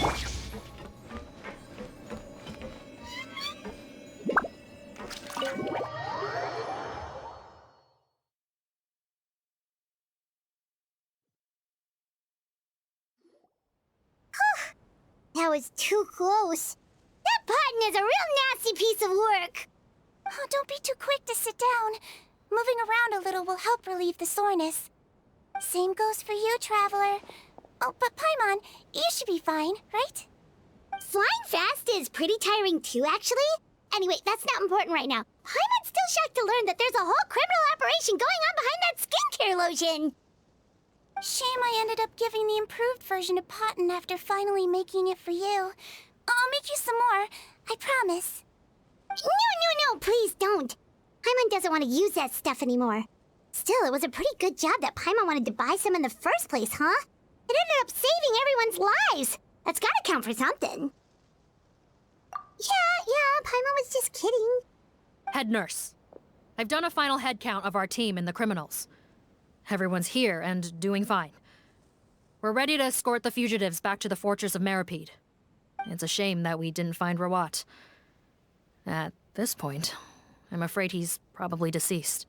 What a horrible bunch. Especially that Potton guy. If he hadn't made good on that deal, we'd all be dead because of him. No, we wouldn't. I always keep a whole bunch of antidotes on me for emergencies, and one of them neutralizes that poison gas. We'd have been fine, even if you hadn't opened the gate. What? Then why did you give him the potion? If this is true, I must concur. Sorry to be blunt, but I think you made a bad decision by handing him that bottle. If he changes his appearance and flees Fontaine, it's unlikely that we'll ever find him. No matter how cooperative his accomplices are when we question them. No, you don't understand. I gave him the potion precisely so we could be sure where he'll go next. What do you mean? We gotta hurry. She won't last much longer.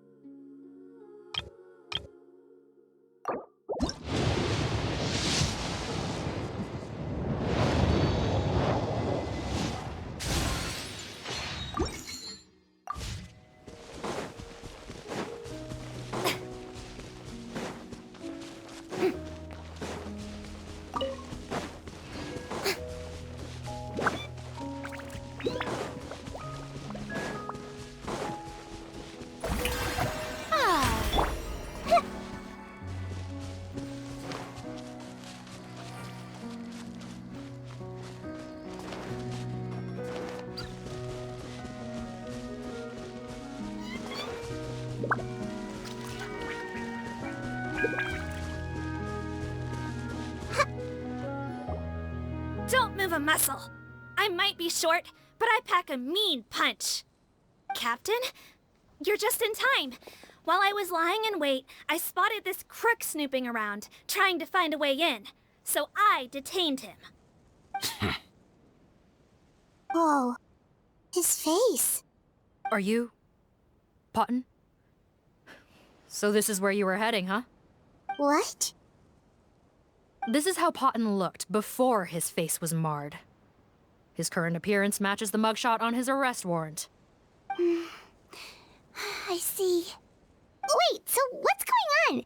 Wasn't the whole point of the potion to disguise himself and escape Fontaine? Why would he change back to his original face and run right into our trap? Enough of this nonsense. Let me in! You better pipe down. There's an old lady in there who's very sick. No way are we letting a crook like you inside. To heck with it. Listen to me. I'm Rawat. That's my mother in there. He's gotta be lying, right? Rawat was a victim in all this. He was forced into it against his will. How can he and this monster be the same person? Forced against his will? That's the funniest thing I've heard all day. Back when I was being coerced, everyone thought I was colluding of my own free will. And then when I actually became a criminal in my own right, you all suddenly thought I must be under duress. Amazing what a difference a handsome face makes. Save us the speech. Explain yourself. You want an explanation? Fine. I'll tell it how it is. When I was just Potton, the whole world treated me with contempt. Ew. What do you want? Get away from me. Women despise me. Collaborate? You don't look like much of a researcher to me. My peers scorned me. Mr. Potton, was it? I'm most interested in your research. Consider my offer carefully. I doubt you'll find other investment opportunities. Only villains would work with me. You want out of the game? Forget about it. Turns out, I slipped up a little. Left your picture with some Marechaussee Phantom officers. Easy mistake to make. Now they've listed you as an accomplice and drawn up an arrest warrant. So I suggest you put any thoughts of running away to rest. If you get caught by the guards for being in the synth business, you ain't ever seeing the light of day again.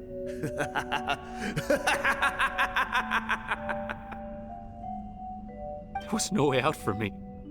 Until I could stop being Potten. Mr. Rawat, I have something I'd like to tell you. I became popular with women. This new potion you developed is fascinating. Genius, in fact. Would you consider working with me? I'd be happy to sign a licensing agreement. My peers looked up to me. Okay, I'm very interested in your research, sir. You must no doubt have offers from countless investors, so far be it from me to ask for a full collaboration, per se. I merely wanted to express my interest. No pressure at all, naturally. And the villains even began to fear me. Becoming Rawat showed me what a superficial world we live in. But I did not hold a grudge. After all, this superficiality could be made to work in my favor. Or so I thought. But alas, the world seemed bent on finding a reason to make me despise it. Mother, I'm back. How are you doing? Who are you? I bought the best medicine Mora could buy, but nothing would cure her illness. In the end, I hoped she'd at least be able to see her son one last time before she passed, but when everyone else rejected me, the only person who cared about me was my mother. Then, when I became a rising star in the Fontaine Research Institute, I was unrecognizable to her. I have to let her see me again. Even if it means donning my own wretched, ugly face. Well, is that enough explaining for you? Now do you understand? Let me inside already! Have you ever considered if you'll even be able to look your mother in the eyes after what you've done? You found a way to completely change your identity. You could easily have escaped from them. But no, you chose to keep working with them. Why would I want to give up on such a lucrative business? The profits were dozens of times that of the synth business, and it was all above board.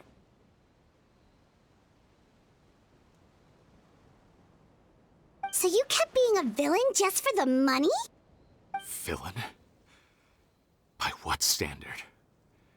Is doing evil deeds really what makes someone a villain in your eyes? Or does it all come down to the way they look?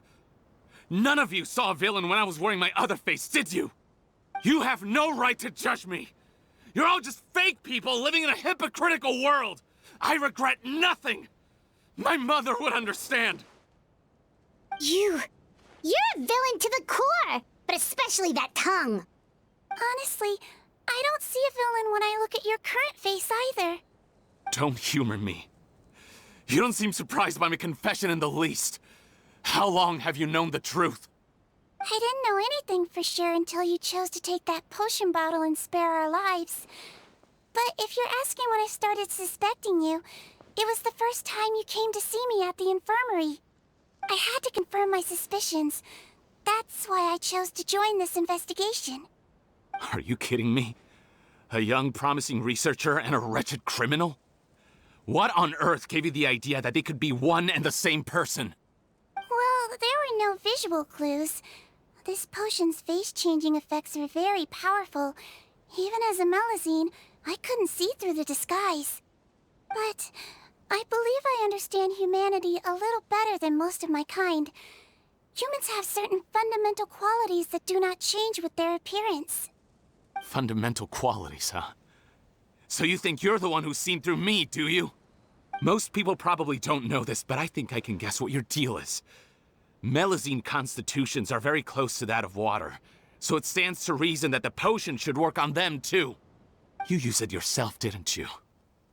That's why you have a human appearance. Sijwin? Yes, you're right.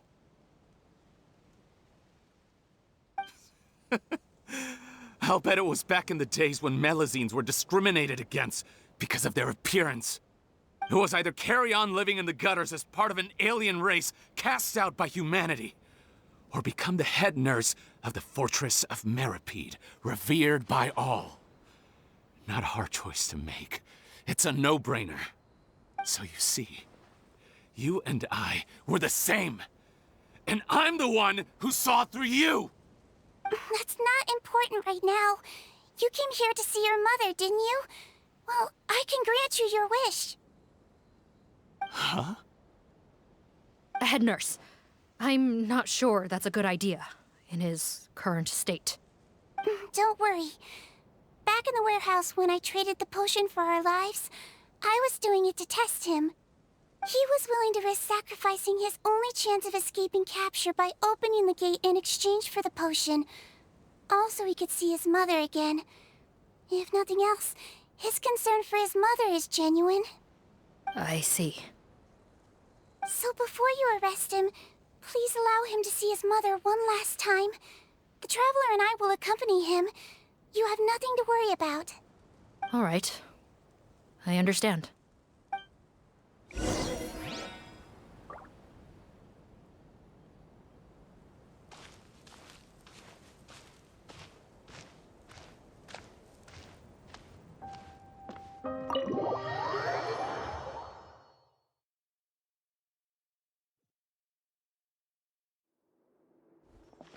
Mom? It's me, Potten, your son. You recognize me now, don't you? Mom, what's wrong? I'm sorry, but I have some bad news. I examined your mother last time we were here, and it appears that due to her prolonged fever, she's lost her eyesight. What? Your appearance no longer has any bearing on her ability to recognize you. But there are always other ways to remind our loved ones who we are. Wouldn't you say? No, it can't be. Please, Mom, open your eyes. It's me, your son, Potten. If you really can't see my face, then here, take my hand. Tell me you feel your son's hand. I've done so much to get to this point. Please, you have to recognize me. No. The temperature of his palm must have changed. I'm sorry. It seems I couldn't bring him back to you after all.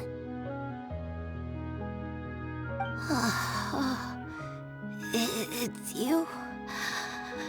Thank you.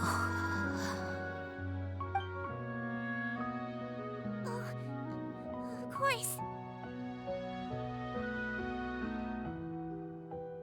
Mom, why will you answer her and not me? Why? No more questions, Potten. She's gone. Mom?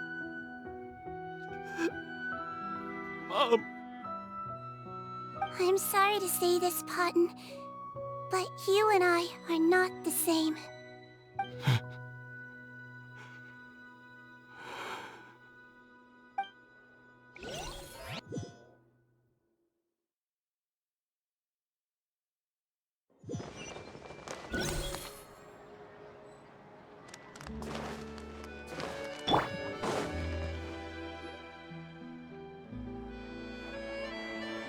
The wait is over, everyone! The sale of our new skincare product, Romaritime Essence, will now begin. Another skincare promotion! And it's selling as fast as last time. Wonder what people would think if they knew what was in the last batch. Oh, Sijwin's here too! Hey, Sijwin!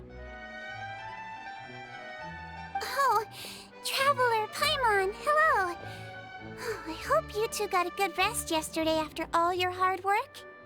Of course! Nurse's orders, right? Anyway, are you here to take notes for your next article? Actually, I'm mostly here to help Officer Morgan wrap up yesterday's case. Ah, that reminds Paimon. That stuff sold like crazy, didn't it? Is it gonna cause huge problems? Nope, there's nothing to worry about. Unless modified, Butterfly Dew is an excellent skincare product that's completely safe to use. Besides, officers have already retrieved all Butterfly Dew purchased on the market. Now it's just a matter of disposal. After consulting Monsieur Nervulette, I came up with a way to neutralize any harmful effects, so it'll evaporate naturally without polluting water or soil. Wow, it's Sijwin to the rescue again! Thank you for serving as our consultant, head nurse. All the butterfly dew we recovered has been disposed of, according to your instructions. Great! Good job, everyone! Also, you mentioned you wanted a copy of Rawat's interrogation records. Well, technically, Potten's records. Anyway, I have them with me. Here. After he saw his mother for the last time, it was like all his mental defenses came crashing down. He put up no resistance during the interrogation, and answered all our questions. We learned a lot. Apparently, the formula was something he discovered by chance while helping the criminal gang produce synth. Later, he came up with the idea to dilute it and use the resulting substance as a skincare product. Their supplier was Vache, but you could also argue that they were the ones doing him a favor. His operation helped Vache's gang dispose of an enormous amount of evidence. It made for a seamless collaboration. One man's trash was another man's treasure, and there were no loose ends. It's no wonder we never noticed what Potten's gang was up to. Vache again, huh? Is there still no end to the harm he caused? Make no mistake. The crimes of Vache and his accomplices will come to an end. It's only a matter of time. Since the flood cut off their supply of primordial seawater, they've been forced to resort to riskier methods, like using their private reserve to attack people on the street. Naturally, those attempts all ended in failure. After receiving numerous reports, we were able to zero in on the gang and eventually round them up. That sounds more like it. Based on what he told us in his confession, we pretty much had him backed into a corner, even though he made a point of distancing himself from the gang while disguised as Rawat. He tried to throw us off his tail by reporting his accomplices, giving him enough time to transform back into Potten and see his mother one last time. But there was one thing he hadn't anticipated. Even though Potten had been missing for a long time, we were very much still on the lookout for him. So the moment he appeared in public after changing back to his original appearance, we caught him. So he tried this once before, huh? Guess he really did want his mother to see him again. But in the end... Looking at the interrogation records, it seems like he spent the first sum of money he earned as Rawat on his mother's treatment. Yes, which is why I suspect that his initial motive for using the potion was not personal greed, but a desire to become somebody who had the power to save her. Even so, he went too far. In the end, he got what he deserved. I understand. Thank you for bringing me these records. Why did you want them anyway? Potten was one of my patients, so I need to put together a medical file for him. My teacher always stressed that a person's life experiences are just as important to their file as their medical history. Why are you still treating him like your patient? Isn't he kinda beyond redemption now? That may be true, but a patient is a patient, regardless of the choices that bring them to my care. One last thing, head nurse. Please keep everything you know about this potion a secret. It would be for the best if most of Fontaine knows nothing of its existence. I know my fellow officers and I will be able to sleep easier if that's the case. Of course. Not to worry. Thank you for understanding. I'll take my leave then. So, Sijwin, did you really use that potion yourself? Why do you sound so surprised, Paimon? I told you all about it. It was quite a while ago now. You mean that story about the witch and the potion? So it was really, actually, genuinely a true story? Yes, it really actually genuinely was. But... I know. There are some secrets I can't tell anyone about. But considering everything we've been through together, I know I can trust you with them. Before I tell you though, could you follow me somewhere? I want to pay my respects to an old friend. Of course!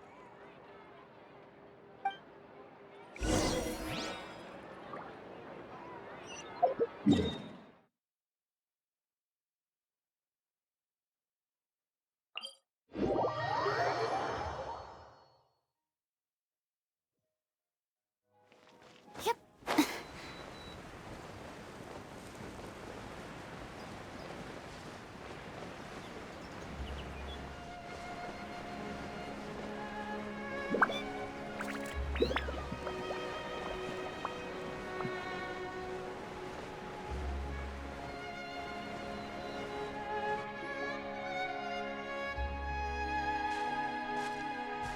Oh, Nervalet and Risley, they're here too!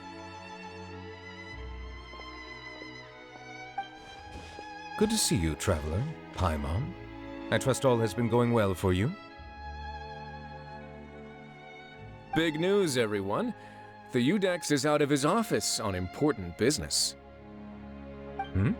Is that genuinely something people would consider big news? Why wouldn't they? Important business is a big deal. Ah, yes, you're quite right. When someone you care about requires emotional support, being there for them at the right time and place is of the utmost importance. After reading the Maréchal Phantom's reports, I had a feeling a trip here might be in order. Take note. That, my friends, is how Monsieur Nervalet shows that he cares. We're both here for the same purpose, actually, to accompany Sijwin as she pays her respects to her late teacher. So the old friend she mentioned was her teacher then? The witch? Oh, sorry. Paimon didn't mean to be rude. It's only 'cause Sijwin calls her that all the time, so... I doubt she considers that title to be offensive, Paimon. Don't worry. Indeed. In fact, I believe Sijwin would take it as a sign of affection. She has spoken of this doctor on many occasions, and it sounds like she was a truly generous individual. In those days, many people harbored prejudices against Melusines. She was the only teacher willing to take Sijwin on as a student. Wow. It's really nice of you two to be here for Sijwin. Guess you guys really look out for your younger colleagues, huh? Younger colleague? Well, that might be true for the Udex, but I'm not sure I can say the same. Sijwin served a sentence in the fortress of Meropid hundreds of years ago, and after she did her time, she decided to stick around. She's been an integral part of our administration ever since. Strictly speaking, the head nurse has been around longer than most people in the fortress, myself included. Pretty sure that makes me the younger colleague. She served a sentence? Yes. Long before I became Udex, there was an ancient law in Fontaine that prohibited any attempt to transform another species into a human.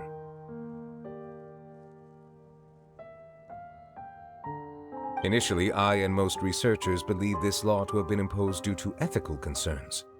But now, it seems more likely that the law was nothing more than an insurance policy, a way for Egeria to ensure that her people would remain insulated from the truth, thus enabling them to lead more straightforward, happier lives.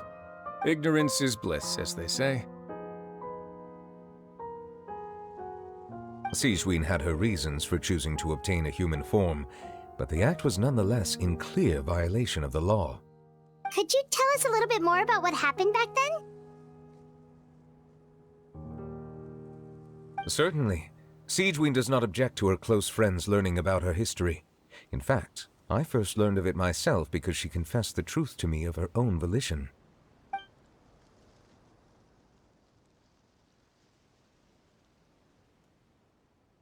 Even with their daughter so ill, they kicked you out?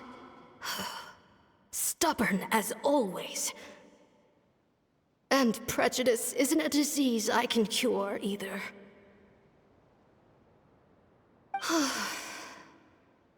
Shame that I don't have the energy to get over there. You're laughable, you old witch. You want to save everyone in Fontaine, but you can't even save the patient before you. Master, what are you... I discovered a strange disease, one I suspect that every Fontainian suffers from. But without witnesses or proof, no one will believe me. I had no choice but to experiment on myself to find a cure, but I hit a wall. And as you can see, it took a wretched toll on me. Then I'll find a cure for you, and then you can go cure her. There's no need. I am beyond saving now. There's nothing you can do. But, Master... As I said before, a doctor's duty is to treat whatever ailments they can. I know, but they don't trust me at all.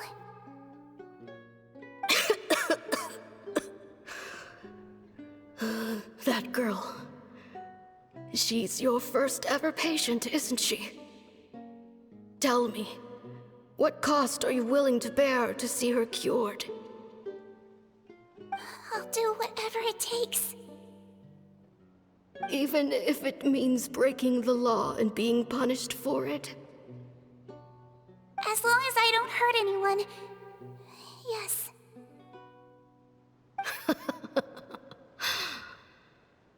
Spoken like a true student of mine. Then I shall make one more final gamble. And see my experiment through to its end. Leave me for now, and come back in 2 hours. If I am able to work this miracle, then I will have found a way to save all Fontainians, and I shall be able to help you treat that girl. If not, then it means there is one more disease in this world that I cannot treat. In that case, do not come looking for me. I will leave you a parting gift. An accidental discovery happened upon through my study of this strange disease. It has little use, but it will at least help you cure this one patient you can reach.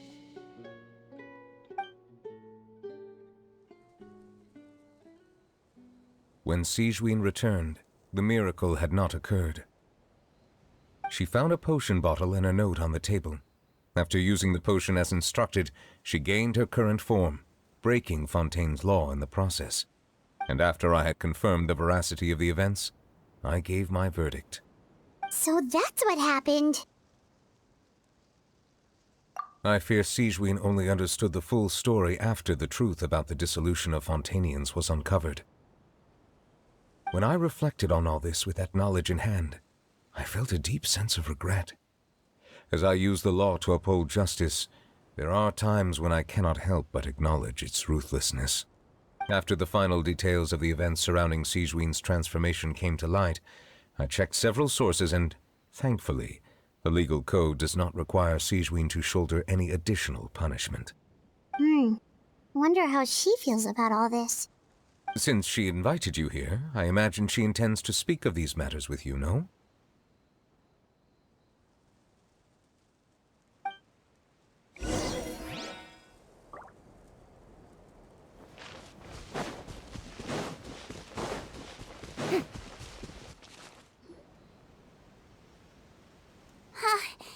You're here. The old friend I mentioned was my teacher. When she passed, her body was nowhere to be found. All that's left of her is an empty tomb. And even that's deep underwater now. Sijwin, the witch who gave you the magic potion, she was your teacher, wasn't she? Sounds like Monsieur Neuvillette filled you in. After learning the truth, it must have been hard to process, huh?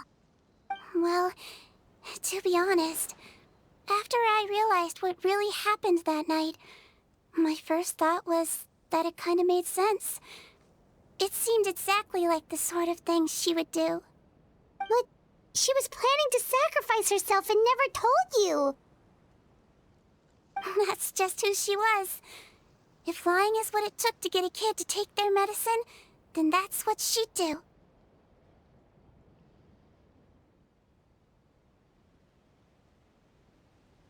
All right, but why did you turn yourself in? I broke the law, simple as that. My teacher made her choice, and I made mine. True. It's just, the way Potton framed it when he was asking you all those questions, it made Paimon really mad. You're not like him at all, and everything Neuvillette said confirms that. And yet, you were still convicted and thrown in prison. It just feels so unfair. Unfair? I happen to think just the opposite. If I hadn't served that time, I'm not sure I would have been able to stay strong when he was questioning me. What makes you say that? I knew you'd be curious. Let me tell you a story.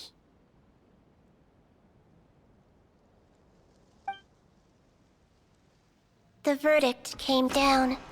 This Mélizine is guilty. The Iudex defended the authority of Fontaine law, but he did not confiscate the Mélizine's medical kit. And so, the fortress of Meropid gained a new little doctor. She still wore her hood and raincoat, even though it never rained in the fortress. Perhaps thanks to her human appearance, no one refused her treatment. She treated more and more patients, and her sentence grew ever shorter. Finally, the people of the fortress could not live without her, and though her sentence ended, she did not leave them either. Then one day, she received an invitation from the outside world. The location seemed familiar, and when she arrived, an old lady was waiting for her.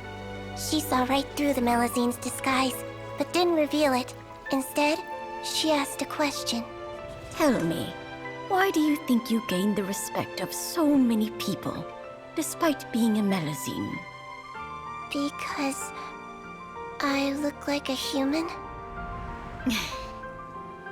It's been 50 years, Sijwin, and you haven't aged a day. I think everyone knows you are not human. I finally found you, after all these years. I still remember, you know. It was you who saved me that night. But how? I was no longer a Mélizine by then. Does it really matter if you're human or Mélizine? I remember the warmth of your palm. It's quite unmistakable. And you know what? It hasn't changed one bit. You don't have to hide anymore, Sijwin.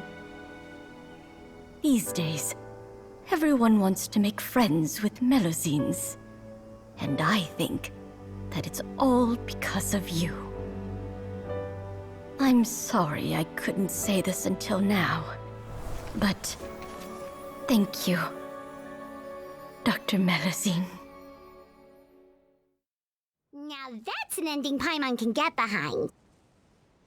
After hearing everything Potton said, I wanted to tell him that it didn't matter who he looked like on the outside. But it was too late. the warmth in his palm had already disappeared. I tried to treat him, but the roots of his problem had nothing to do with his face.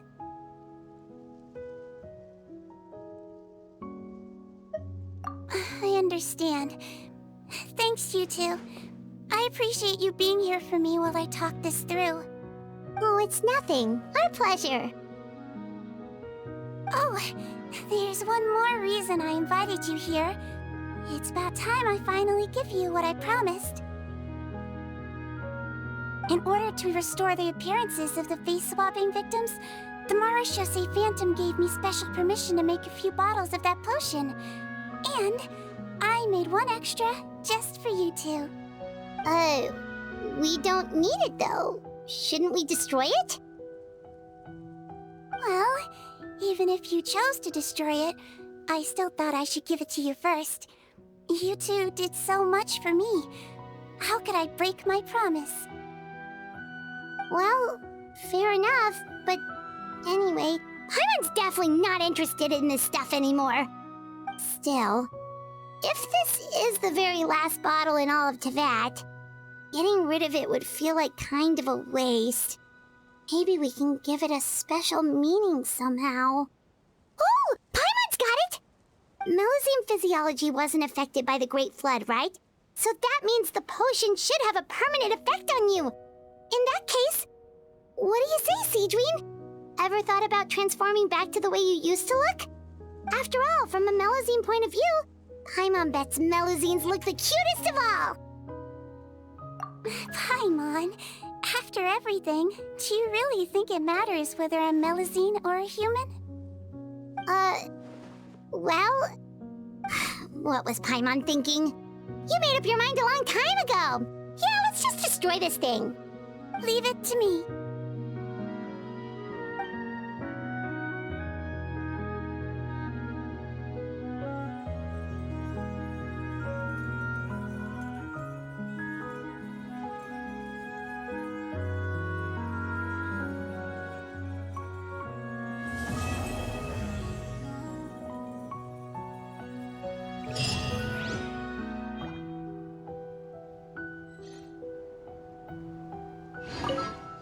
I'd like to stay here with my teacher for a little longer.